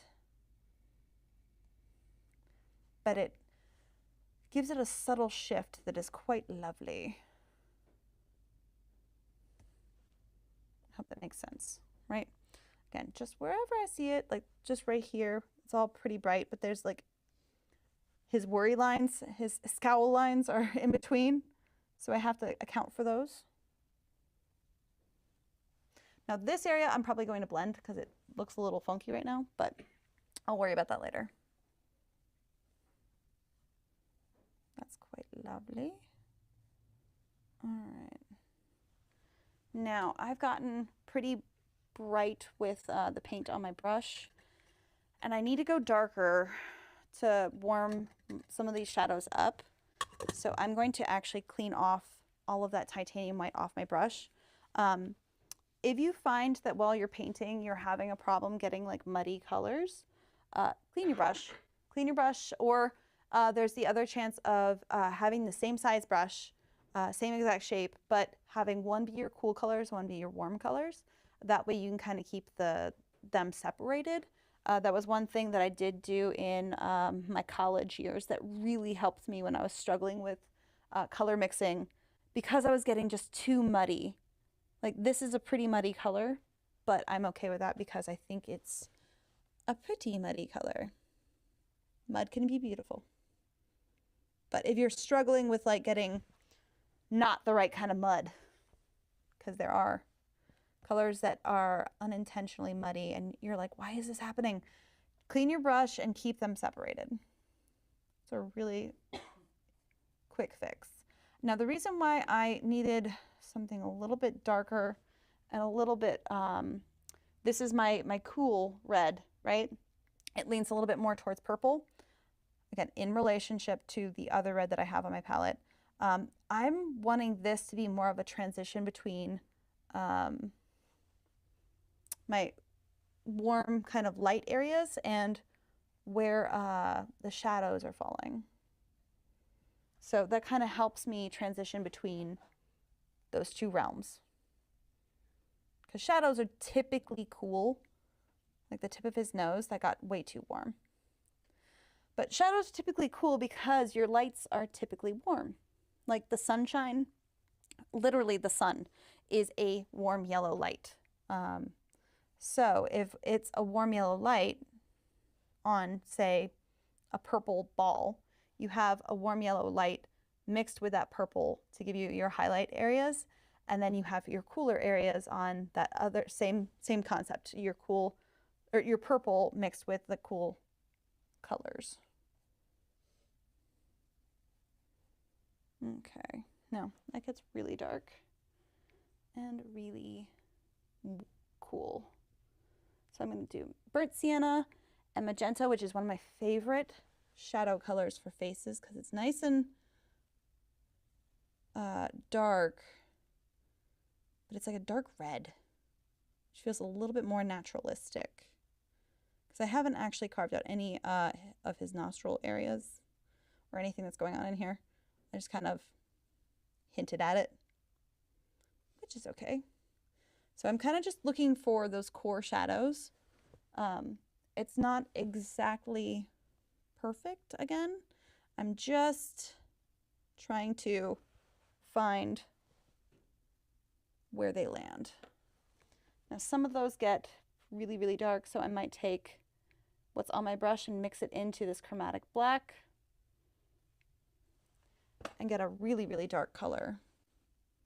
Now, this is also why I have a maul stick on my easel here.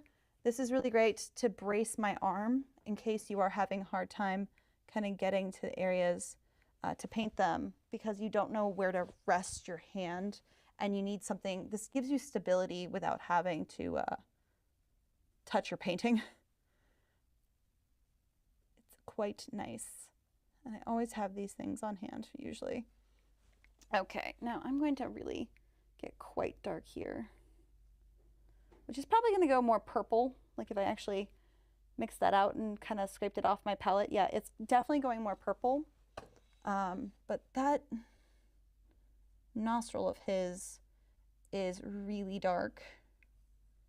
And in relationship to what I have already around that area, that dark purple appears black right there. Now, if I do paint other areas and I realize that doesn't look dark enough, I might actually mix that chromatic black back in there.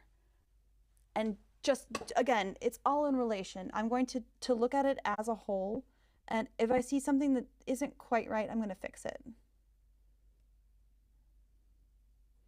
I'm using just like the corner of my brush just to kind of carve.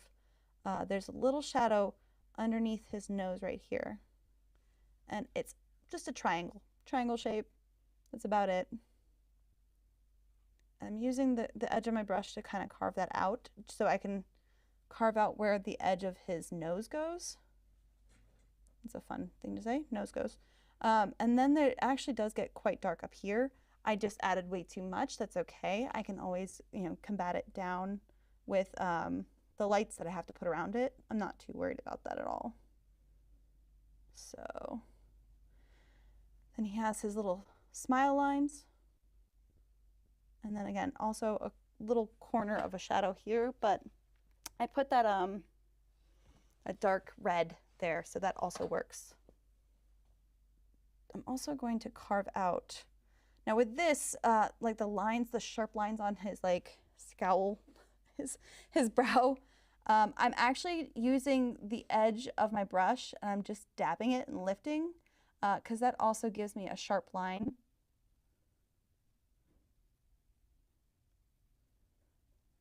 Because I am also notorious for not switching brushes. Don't get married to your brush, which means to switch brushes. If you're using the wrong tool, you're going to be struggling. Now, granted, I'm also still chunking in colors. I'm not super worried about it, which is why I'm not changing my brush. But if you are finding that you're struggling with what you're doing, look at the tools you're using, because we wouldn't use like a hammer to screw in a screw to the wall, right? Well, maybe in our vlog we did. But we don't need to talk about that. All right, so again, I'm just gonna start carving out shapes that I see. I have this really dark purple, And I'm using the edge of my brush just to kind of push pigment in here and there. I'm gonna also just darken that whole area because I can lighten it with oil paints. You wanna go darker before you go lighter. We go dark to light here. So I'm just, that little shape of his eye, that little sliver, I'm just gonna chunk that whole thing in, and then I can adjust that shadow shape as needed. Now, his eyelid is quite hooded. Like it comes down, like the area right underneath his eyebrow comes down up over top of his eyelid, which kind of causes a crease that it goes further here than the rest of his eyelid comes out. So if you pay attention to these little subtle details of how someone's face is shaped, you will really, really, really nail what they look like in the portraiture. Hey, Emmy. Yes. Can you remind us what brush you just switched from and to? I am using a 12 Bright. Oh, you haven't switched yet? Have not switched. Okay. Absolutely not. I said don't get married to your brushes, and I'm still using the same one. Engaged. Again, I'm using it because I'm trying not to like get super detailed, and the smaller the brush, the more detailed you're gonna get. I'm also just using the edge to my advantage just to kind of chunk things in. And the more detailed I get further on, yes, I will switch to a smaller brush. But I still don't want a tiny brush yet, just because that is absolutely going to make me start kind of noodling and pulling out those tiny little details that I don't need to do that yet. I'm still not to detail stage, not at all. So I'm doing this because I know me, and I know if I get a tiny brush, that's what's gonna happen. Now, his eyelid here goes all the way down to here. I think it's quite dark. I'm gonna actually add more of that ultramarine blue and a little burnt sienna for a chromatic black purple.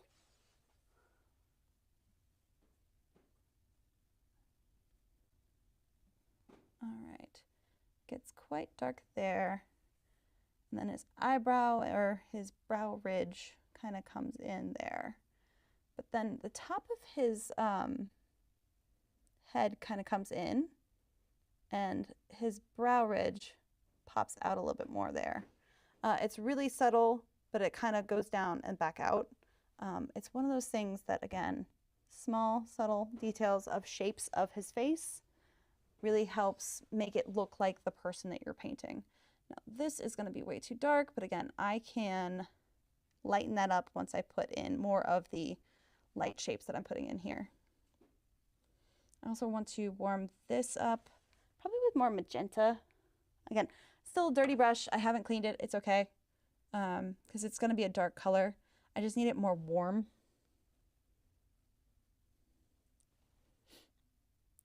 Because his lips are quite warm. Most people have quite warm lips, unless, you know, makeup and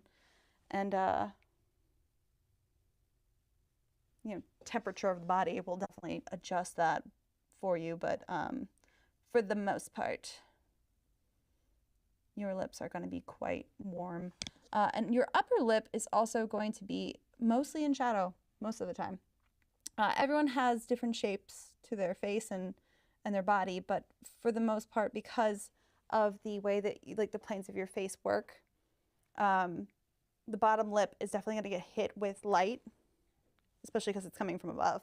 So my upper lip being at like sort of this angle, as opposed to my bottom lip is more like at this angle, the bottom lip is just going to get hit with more light most of the time. That, again, I say most of the time because it can change, especially if you're uplit. Uplit can absolutely change that for you. Because I'm kind of uplit right now. So it's one of those things where you can't really see it on my face because I have a light right here that is making my whole face bright. So again, photography and studio lighting sometimes can make things look quite different. Now, I also am going in with this purple really, really lightly right here, mixing in with what I already had there, because that little shadow on his cheek is quite purple if you actually look at it. Same thing with this area here. I don't want it to be really, really dark, like as dark as I was painting his eyes. But I do want it to kind of go a little bit more purple. There's a little bit more here. And subtle shifts, kind of adjusting where I can see there's a shadow from a wrinkle. That comes down, and then his whole eye shape again. Before I forget what I was doing and walk away from painting his eye, I want the whole thing in shadow as well. Right? Okay. Now for his chin area, because I want to adjust that too. Well, I have this already on my brush. I am going to put this whole shadow, I'm going to bring it a little bit warmer, because right here in his beard, because it is quite short, you can actually see his skin kind of coming through. So when it comes to stuff like that, especially with hair, what I do is I paint what I can see underneath, because I can always paint the hair sort of on top, and I will squint at that area and kind of give a sort of value and color, and then I will paint the hairs on top, which give me more of a layered look and kind of helps you to understand that there's something going on underneath the hair. But again, this whole thing is quite warm, and we're gonna keep that in shadow too. I need a little bit more paint on my brush. I'm not mixing a whole lot of paint either. The reason why I do that is because I'm never gonna have a lot of like massive chunks of pre-mixed color, is because I'm always adjusting and shifting my colors. And I like when it's not perfectly the same color over and over and over again. I like when there's subtle changes and differences to them. And the reason why, because every time I go to like reapply paint to my brush, it's getting slightly different. But that gives visual variety, and it really helps when it comes to having interesting colors and points happening on the face that is not just all super uniform, because your face does have quite a lot of variation to it. And so if you have the whole face just one single color, it's gonna be kind of boring. So you want those subtle shifts.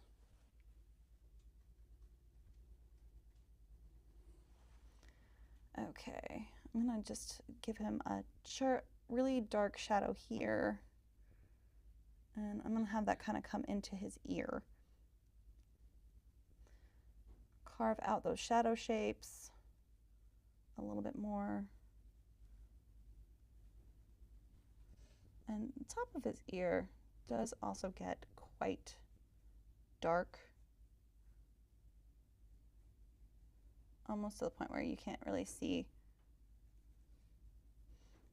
the light connecting between the two of these shapes. Might be slightly wrong, but I can always adjust that too. I can still erase it out just like I did when I was doing my underpainting with a clean brush and some solvent.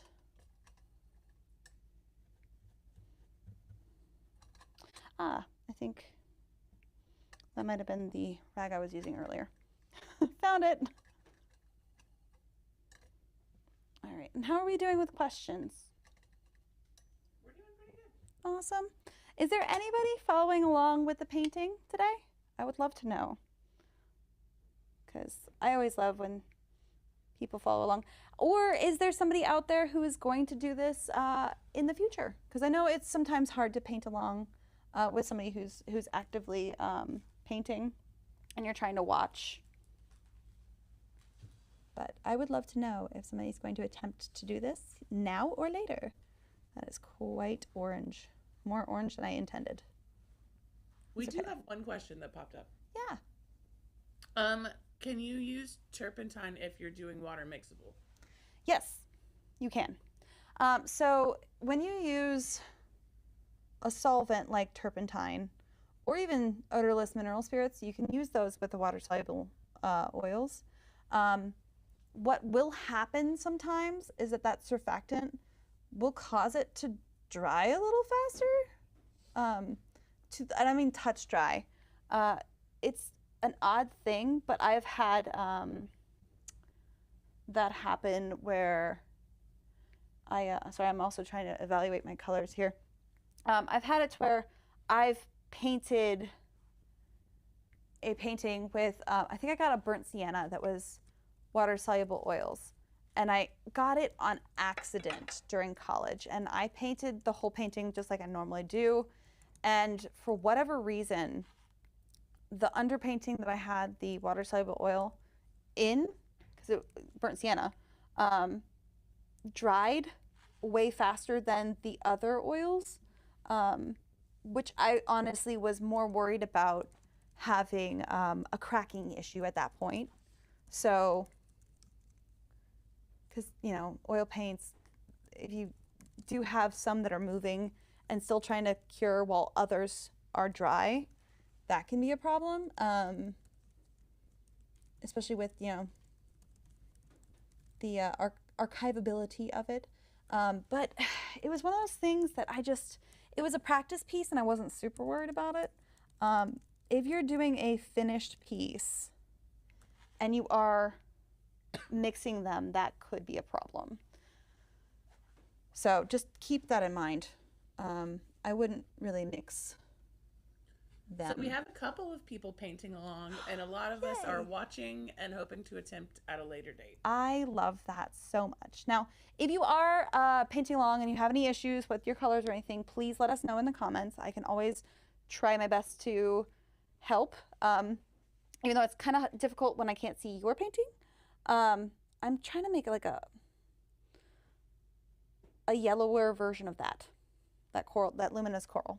I honestly should have gotten more luminous colors on my palette. But if you are going to attempt this also in the future and you have any issues or are trying to do something and it's not quite working, leave a comment and I will be happy to, we're going to be checking the comments as we go throughout the month, specifically more than normal. So that way, if you do have questions or concerns, I will be able to help you. I need that. Emmy? Yes. Do you ever do an acrylic paint underpainting and then use oils on top? I have. Not my favorite. And I'll tell you why. So, because of the way I paint, because I start with solvent and then I add the oil paint on top in layers like this, solvent can dissolve your acrylic paints.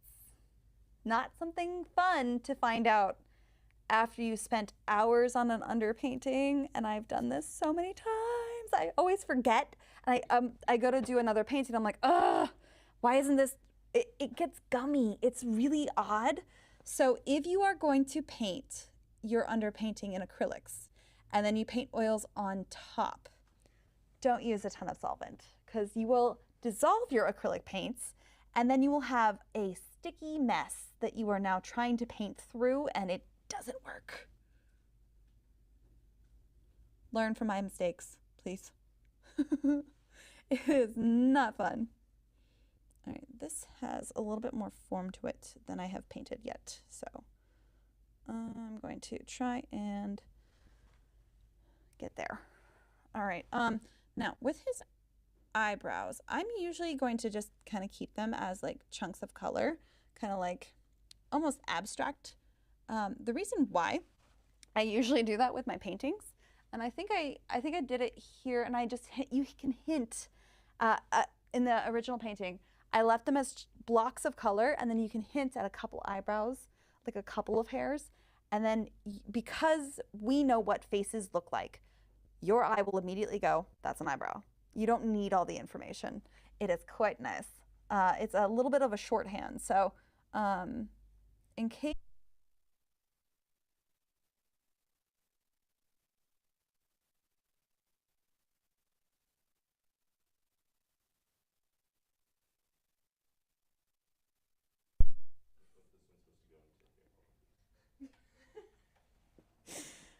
Can anybody hear me?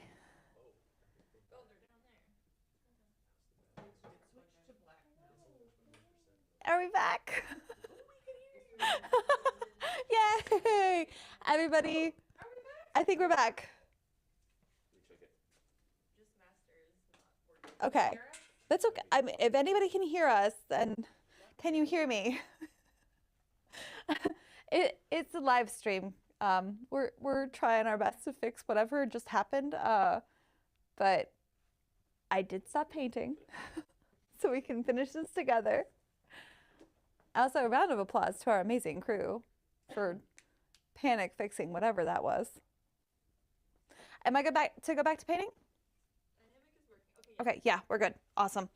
Okay, so sorry for the pause, everybody. We're gonna go right back into the exact same color that I was using. Didn't touch anything.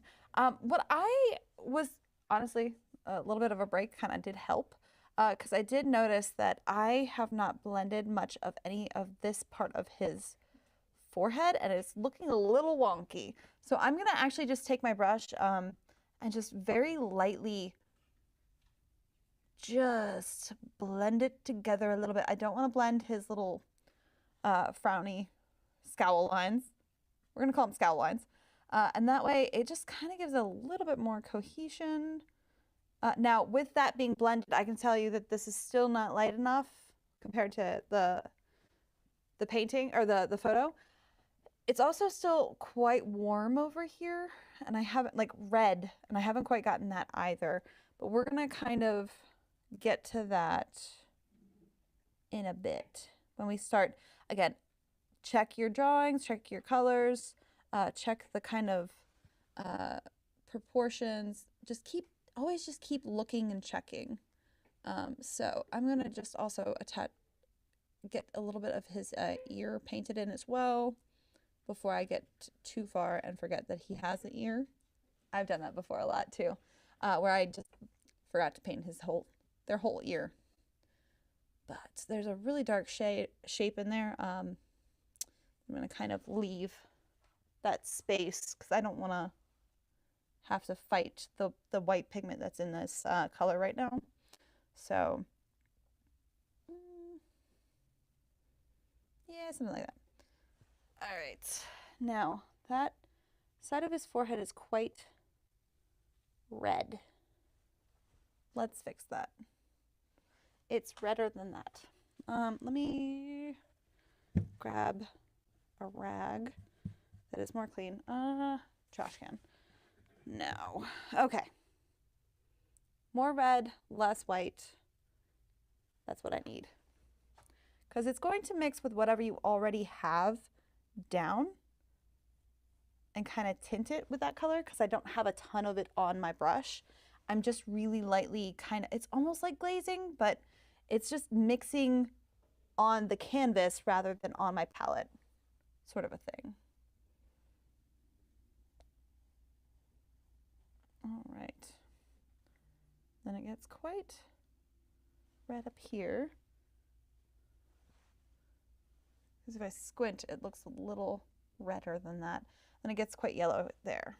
All right. I think by doing that, that's making this appear brighter because it's darkening everything. So again, everything in relation to one another. But that little bit of blending, I think, helped quite a lot too. Now, if I find that my red is still not dark enough, I'll grab some of that burnt sienna. Again, burnt sienna and the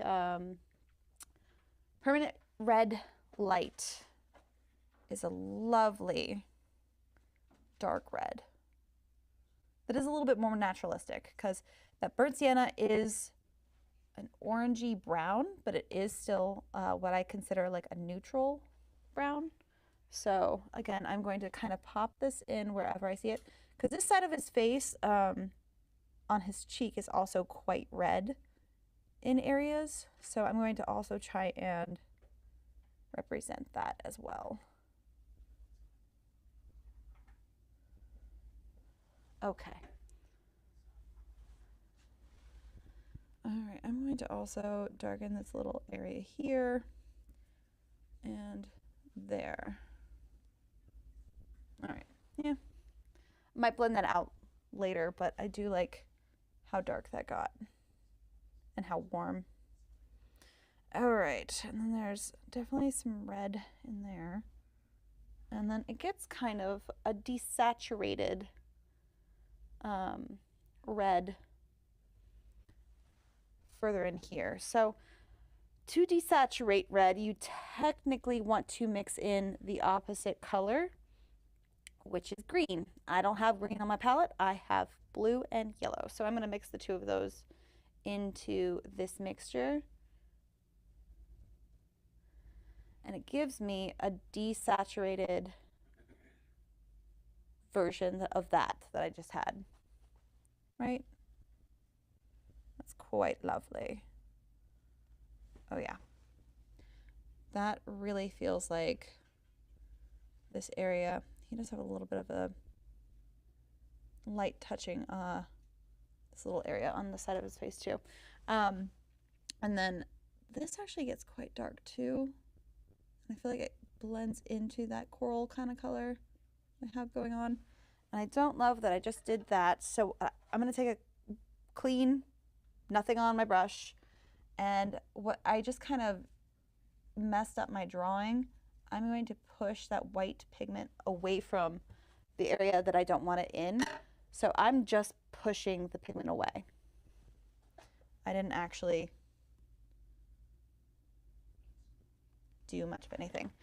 Just wanted to fix that because that edge of his eyelid here is quite sharp. So, all right, now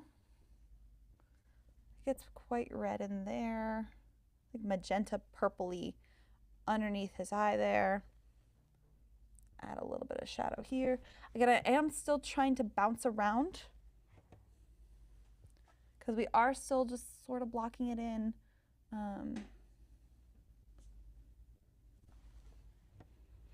And just popping this like desaturated red color wherever I see it. I actually over here really want to add more titanium white to it. But before I do that, I want to actually pop in the darker version, the one with less titanium over here. Put that over here for the side of his face. Now, with this area, because it starts turning into shadow, but that is still the side of his face, right? So what I want to do is I want to actually soften that edge just by just lightly going over where the two of those colors meet and it blends it together. That gives me the information because a hard edge is like a sharp turn. A soft edge is a soft turn. So if you pay attention to your edge quality like that, that will absolutely help you to make things understandable. Like right here, I soften that edge so it makes it look like it doesn't go like this and then that. It just slowly turns around his cheek. But I still have quite a few areas where that underpainting is, and I still need to cover that. I kind of want purple as well.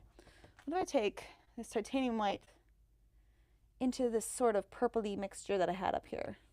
I think I got too much titanium white, so I'm going to make that chromatic black, which honestly, that is a really fun, kind of almost green color. It was delightful. Do I see it anywhere in my painting? I don't know, maybe. Actually, I see it in his hair. I think that's a delightful color for his hair. Just a little touch here and there. Right? Yeah. Honestly, beard too, because makes sense, right? Beards are not always the same color as hair. Who out there has seen a red beard on somebody who has like dark brown hair? I have all of the time. All right, actually, I would say right there is quite a fun area for that grayish color. And if I flick that out over here, it looks almost like his hair is moving with it. It's delightful. Okay, now it's quite bright over here, but I am going to, again, add in just sort of a scrubby, the direction of his hair. I'm not actually painting every little hair follicle, but I just want kind of the movement so that you can sort of read that as hair, right? And I can always go in with the lighter colors on top of this. Now, if I add more titanium white, it's a really fun gray. And we're gonna also still chunk that into his hair. I wasn't planning on doing his hair just yet, but when the color is on your brush, go for it. Again, painting in this manner, it feels like experimenting with color to me. And this is how you can get really familiar with colors, and what they'll do is just by going, I wonder what happens when you mix this with this. And by just simply playing, you will find color harmony and color balances that it's like a happy accident kind of a thing, but then you can start using those happy accidents intentionally in your painting. So then this becomes, instead of a happy accident, it becomes an intentional part of your practice. Okay, I like that. That is a fun gray kind of color, which almost feels like it lives in there too. All right, now I want a green. I know that feels weird. Green in a skin tone. Green actually happens in skin tones quite often, and it feels odd to add it, but it really, really does. And I've noticed that sometimes it happens around the eyes quite often. It can also happen in the cheekbones, I mean, in shadows, in just various forms, and it just by adding that green, that sort of desaturated that and started pulling that into shadow, because it's not exactly all that bright, but it's a fun color to add. All right, really need to figure out his eyes. I feel like that green also can come over here and desaturate this area, can help it turning into shadows. Maybe a little bit where his eyebrows start going from really dark to a little bit lighter over here, where you can start seeing the skin where the hair is kind of coming out of. You can see the skin with the hairs on top of it. So again, it's one of those things where if you choose to paint the skin first and then imply the hairs on top, that works really well. If you just block it in as a color, that also works really well. I think that green is going to be really lovely in his beard as well. It's also a really desaturated green. When I say green, it leans more green right here compared to all of the others, but it is a very desaturated gray green. So add a little bit in here just for fun variation in his hair. Again, it's also like I'm looking at that color as a value. You can use all different colors. Color is not as important as value. If you have the wrong value, that will absolutely destroy your painting, and it will make it so confusing. So value is really important. That gray green is a mid-tone gray, and that's all I'm going to approach it as. So anywhere where I see mid-tone grays, I can add that in, and it will work. All right, so I need to probably switch brushes for the umpteenth time. So I have a number 8 and a number 8 for Filbert and Bright. So anybody can understand, a Filbert has a rounded brush tip, and then a Bright has a flat brush tip. I'm going to go in with a Filbert just because I've been using Brights for most of the painting, and I like the variation of brush strokes that I can get with that. but I need to approach his nose before I forget all of the information that's happening in there. I need to carve out the side of his nostrils that are definitely missing. I didn't put that in with our underpainting. They're quite bright.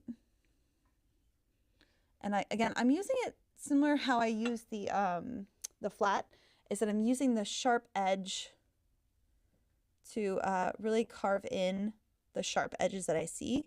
And then when it's a big flat area, I will use the whole brush and kind of try and add a solid chunk of paint. I need to darken this area too because it's not that bright. Again, all in relationships. I like this color, but it's too dark. Again, this is whatever I had mixed. I know that has that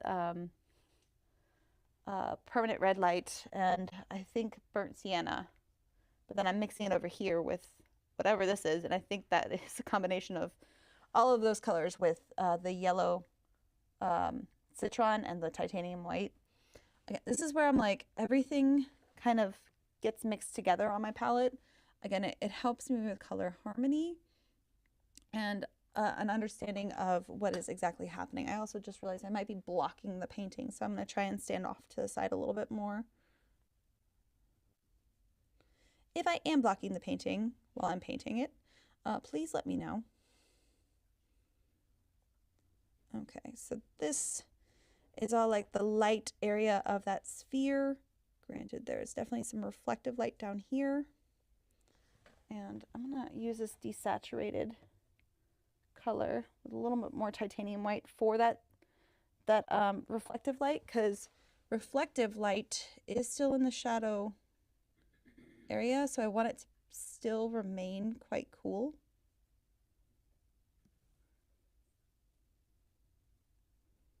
Kind of blend those. All right. And then this area feels too dark, but I think that's because I'm missing the light, but I haven't quite gotten there yet. I haven't quite decided to add the light of that yet. If you're ever having a hard time capturing light in a painting, paint your darks and only your darks for like the entire first portion of it, and then slowly introduce your lights later, and then everything will absolutely glow. It is the craziest thing. Okay, I think it's quite light in there too. I'm going to actually paint over that little highlight area because I want to have some kind of a subtle base for where that highlight will go. Yes. Okay. It feels quite light in there, but it's still not pure white. So I'm gonna come up here to this mixture again. Again, dirty brush, and that's okay because everything kind of works together. It's still all quite warm on my brush. And I am trying to carve out highlight areas now on his nose.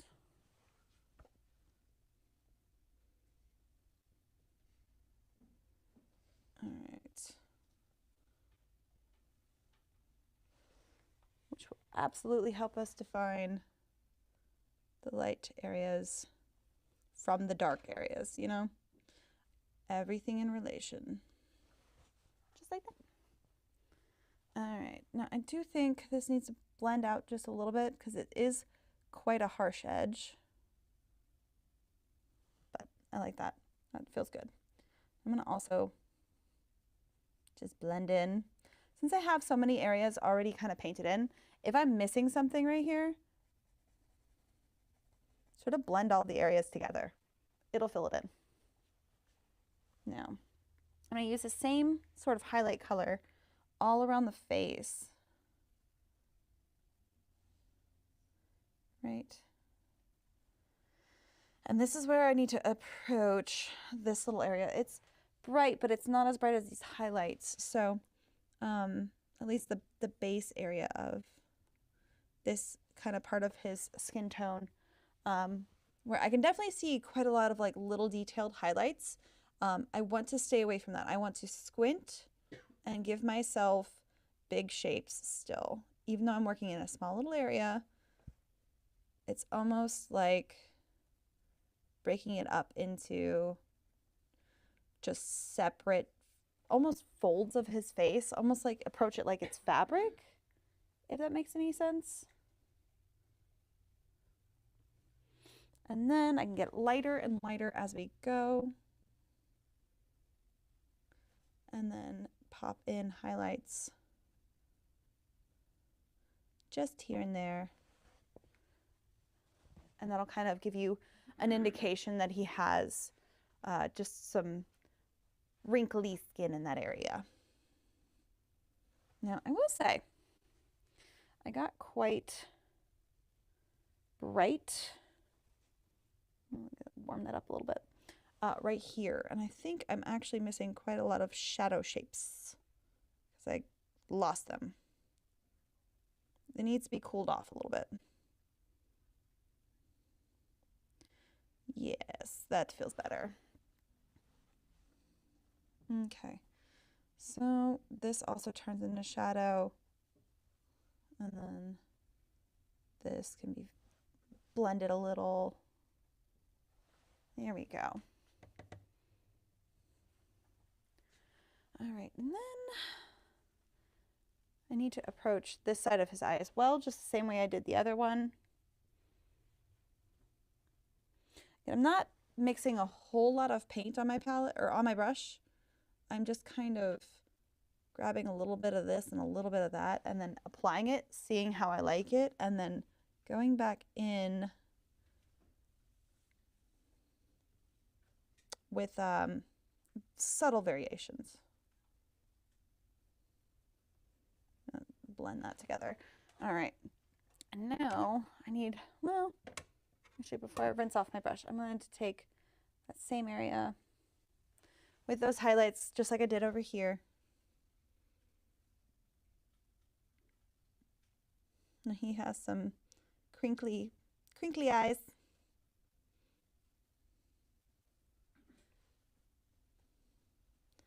And this, whoops, that was too far. So again, I'm going to take a clean brush and erase what I just did. All right. Okay, so this is quite bright. And then this is quite bright. And that does kind of come down. I'm going to actually get quite a lot of paint on my brush.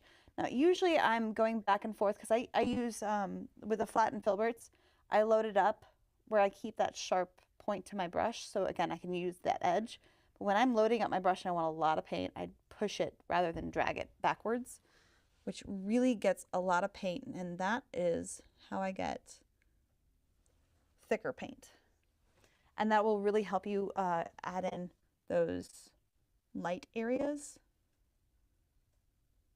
And it really makes it feel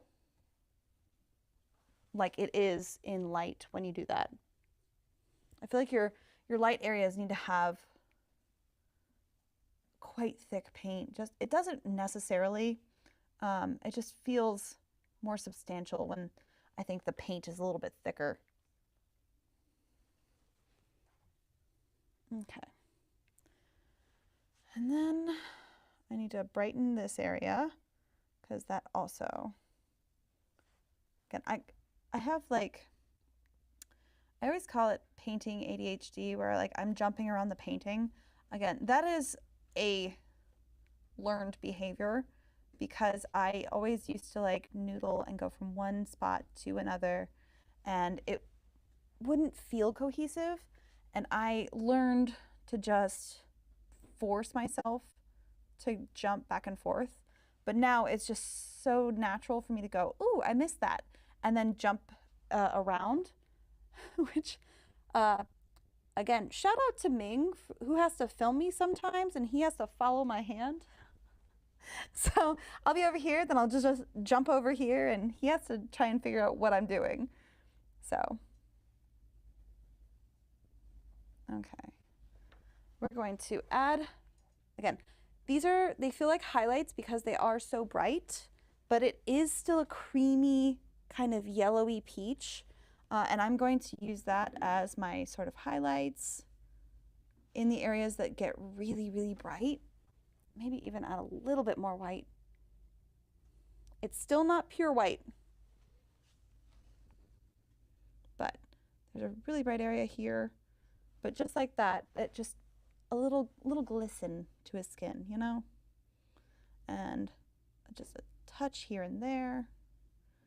This is where I'm starting to get really selective about what I choose to paint, because even though I might see it, I don't necessarily have to put a bright white highlight in every little tiny spot.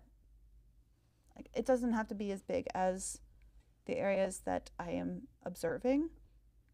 Yeah, I want the form to still look correct, but I'll also use this in his hair. I can edit highlights out really successfully because if you have too many highlights, again, it makes the eye a little panicky, and it makes it really difficult for somebody to understand what they're supposed to look at first. And it can give a level of unrest to your paintings. Now, that is a really fun thing to play with if you choose to actually utilize that in your artwork. It is really fun to use. So if that's something you are interested in, you can start playing with that. But I need to add his ear in before I forget. Again, I always forget the ear.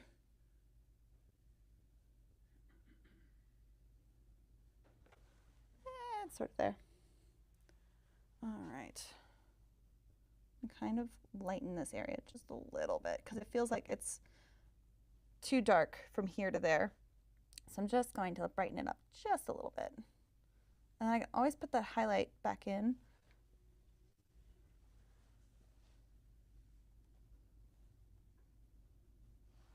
Yeah.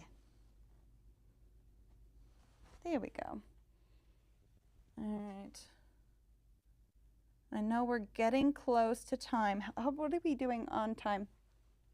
How are we? 20 minutes. 20 minutes. Okay, we're doing well. We still have to approach the beard, which is not going to be hard. But I also want to approach the hair. Since I have this like pretty bright, I know it's peachy, make it a little bit more yellow, but I'm going to keep it pretty bright. And it's still pretty peachy. I'm going to use that for his hair. It's going to work, as odd as it sounds. I'm just doing little brush strokes here and there. Again, I'm trying to follow the form, the flow of his hair, kind of the direction in which it's flowing. I'm not going to go the opposite direction because it's going to read odd. So I'm just trying to get that value. And this actually is not that dark of a transition. So we're going to lighten that up quite a bit. And just like that, he has hair. Who'da thunk? All right, and do the same thing over here because I'm going to have a stray hair here and there. Why not?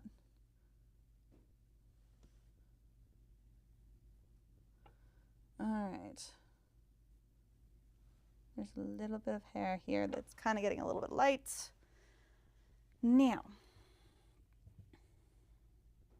if I mix up just a little tiny blue, I also need to apply that color that I had on my brush to his beard. So I'm not completely cleaning my brush out. I'm just trying to remove the blue. I am switching to a number 8 round. I'm not super worried about it being super tiny because it does come to a point.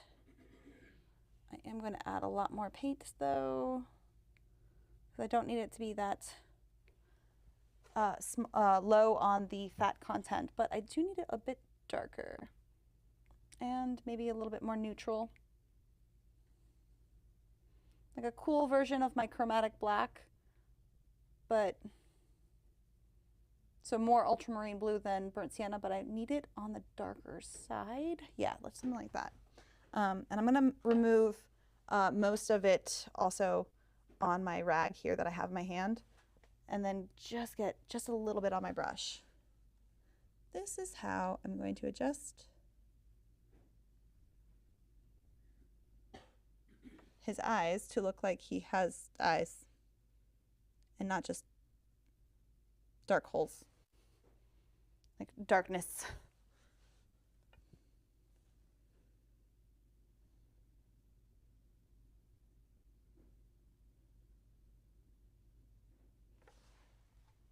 I hope you can see that.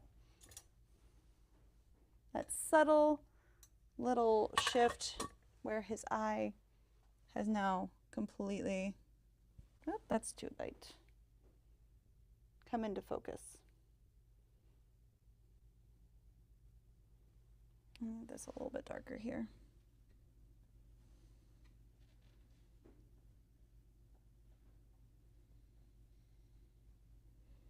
All right, now I'm going to also use this to start subtly hinting at eyebrows because I happen to have a really dark color. But as I swipe through his skin tone color, that is also being picked up on my brush. Where did I have that? There it is.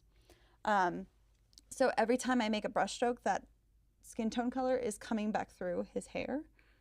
So that's why I'm getting a variation of hair color. But it just a little bit here and there, and it indicates that he has eyebrows.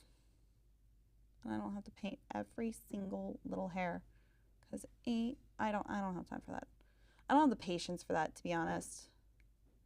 If you do, go for it. You do not have to just hint at eyebrows. I'm gonna also just chunk that area in because it gets real dark. There you go. But yeah, I don't personally have the patience for drawing every single little hair that I see. But some people do. Okay. Now I am going to grab, since I have a round brush in my hand, I'm going to do highlights right now. I'm going to do a little highlight right here.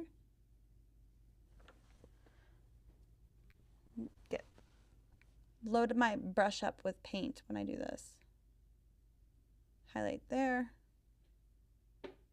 There. And we'll add a little bit of there.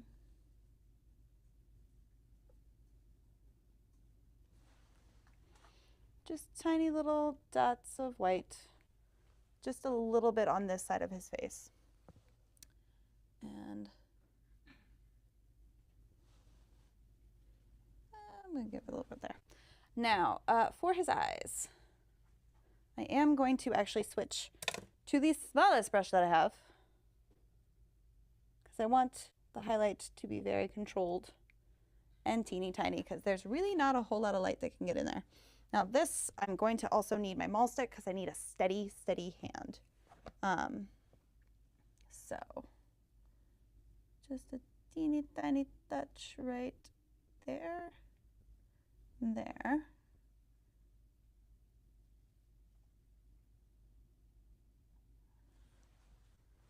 Eyes. And now he looks like he has a soul. It's really wild how just a little highlight like that can really give somebody just life so quickly.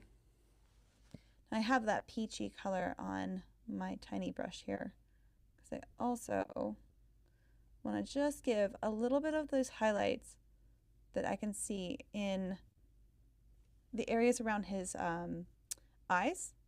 And the reason why I'm going quite detailed here is because having detail like that immediately brings your eye straight there, right?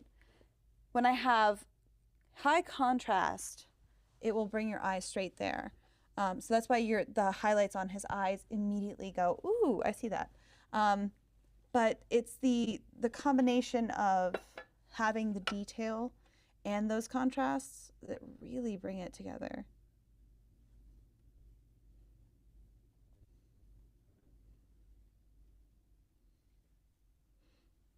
All right. So a little couple more dots. There's a bit of a highlight here. That honestly got kind of weird. I'll fix that. I need that bigger brush. Okay, soften this a little bit.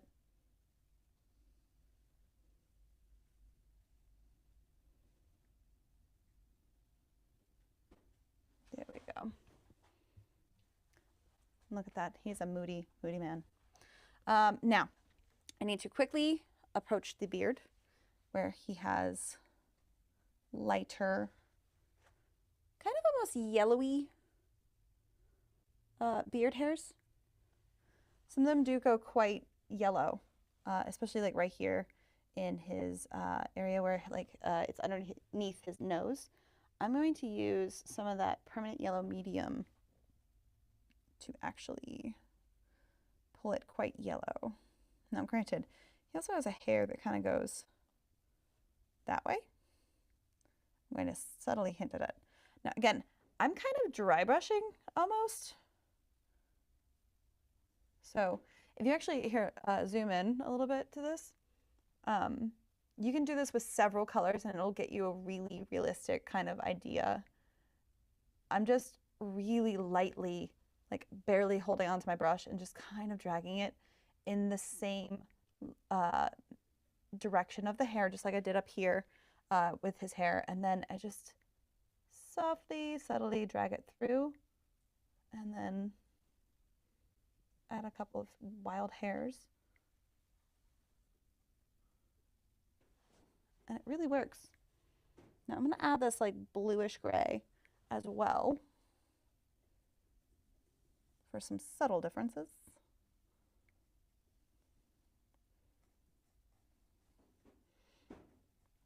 Because again, I don't really ever paint every single hair on someone's face.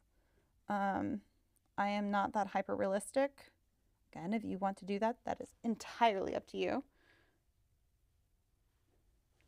I support these things.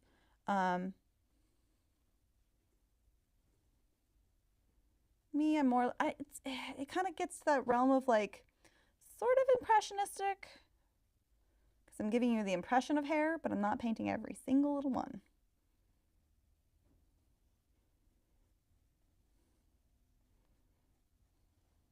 Okay.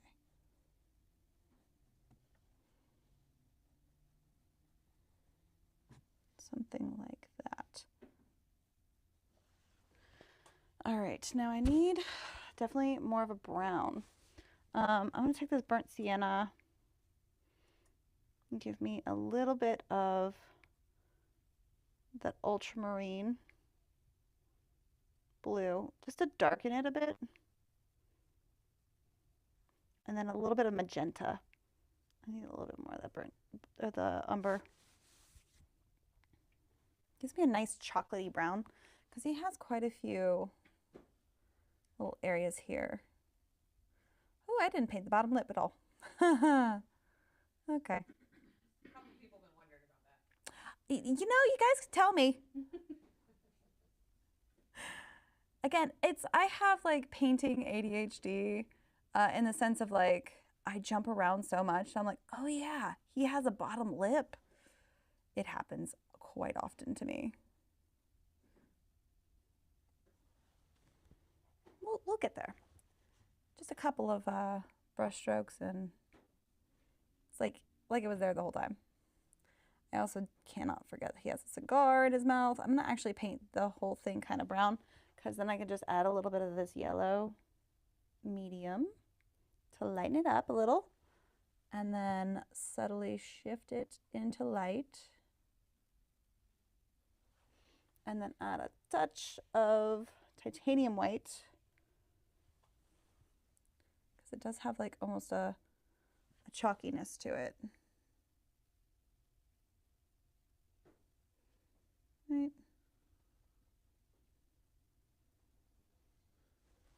Something like that. And then I'm going to go back to this grayish color for this. It does actually get quite brown too. It's like a gray brown, really light gray brown. Yeah, kind of like his beard. Again, I didn't forget about his mouth. I promise I will get to it. I just want to kind of fix this area because that transition between the purple and his hair is not quite working yet. I need it to look like more like it's the skin. So it needs a little bit more pink. Okay. I swear I didn't forget. I feel like it's got to be a little frustrating to watch me paint sometimes because you're like, oh, but the lip, but the lip. Let me just put that in.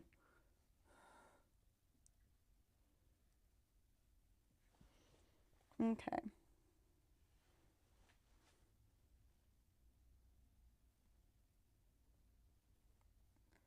There are light areas that happen on both sides of his, like past his lip where it starts turning into chin. It gets quite orangey pink. And then his actual lip is quite magenta, more so. It's kind of a purpley red, but it is still quite bright. So I'm going to add a little bit more of this.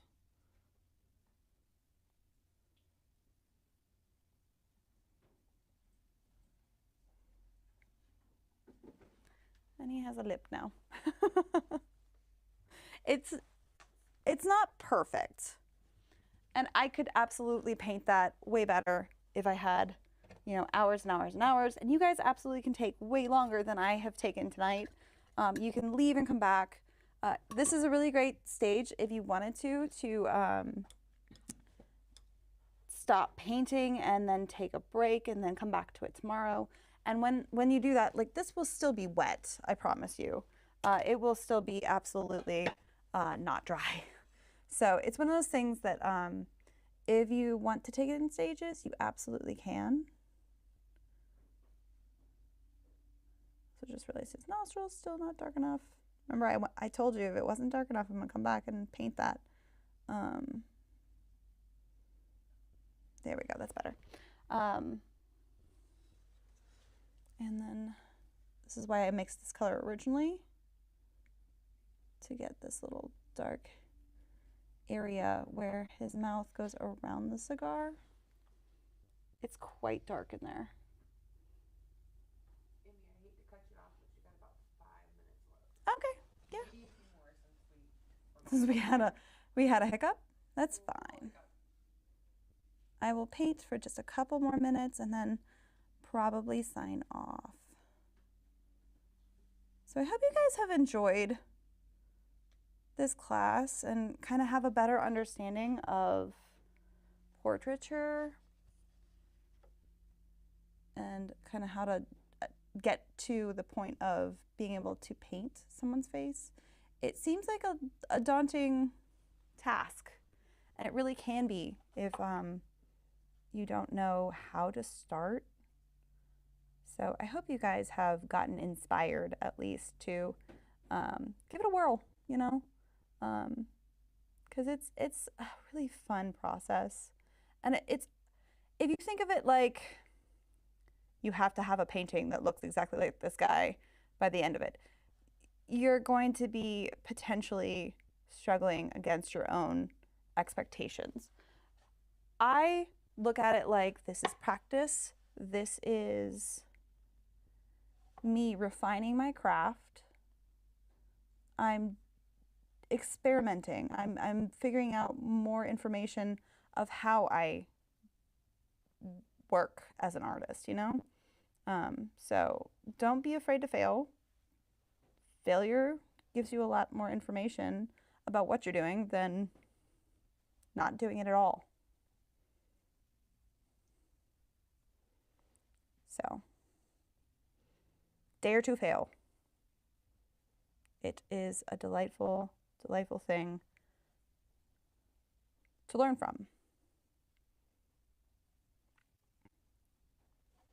All right, and then I'm gonna just quickly, since I have this brush in my hand,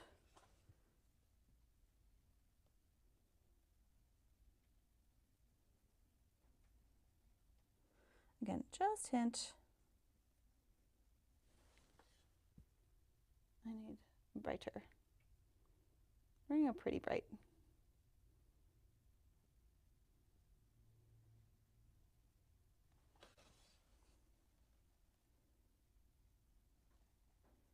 There we go. That's a nice bright gray. Still not bright white, because that white right there is still brighter than this. But this is still giving me a brighter beard color for me to kind of indicate what is happening here.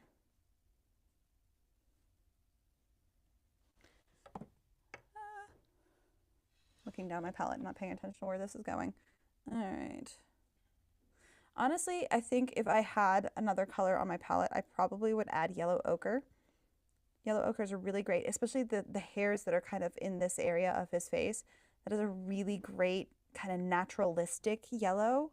It works really great in the foreheads as well, because you tend to have zones on your face of like color zones. This tends to be really yellow, this tends to be really red, and this tends to be kind of on the blue side. Granted, you have a beard. It's hard to see.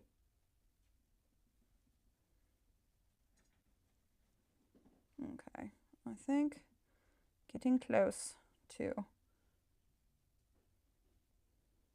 calling it.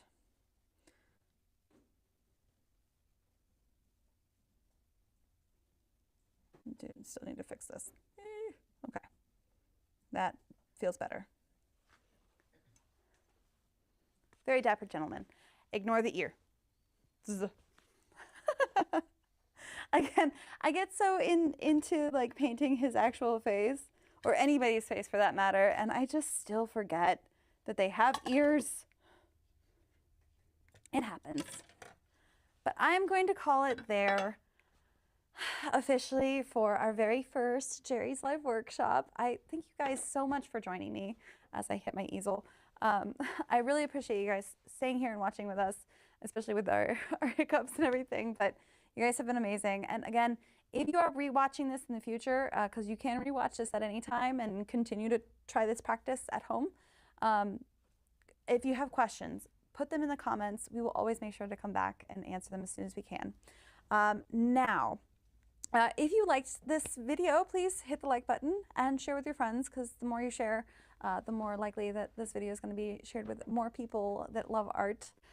And again, if you were following along and painted with me, and you would love to post your artwork anywhere on social media, I would love to see it. So if you can, please tag JerrysArtarama on any social media platform, and use also the hashtag for today's class code, which is JLW1. So if you can, please do that. I would love to see your artwork. It makes me so happy to see it.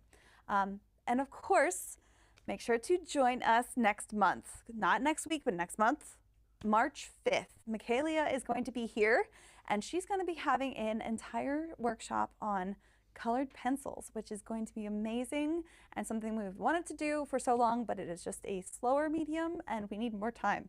So it's going to be an amazing show. Michaela has been planning so much. I'm so excited for that. And of course, if you do have any requests for future workshops, please put that also in the comments. We would love to hear your ideas. So we'll see you, of course, next month. Bye, guys.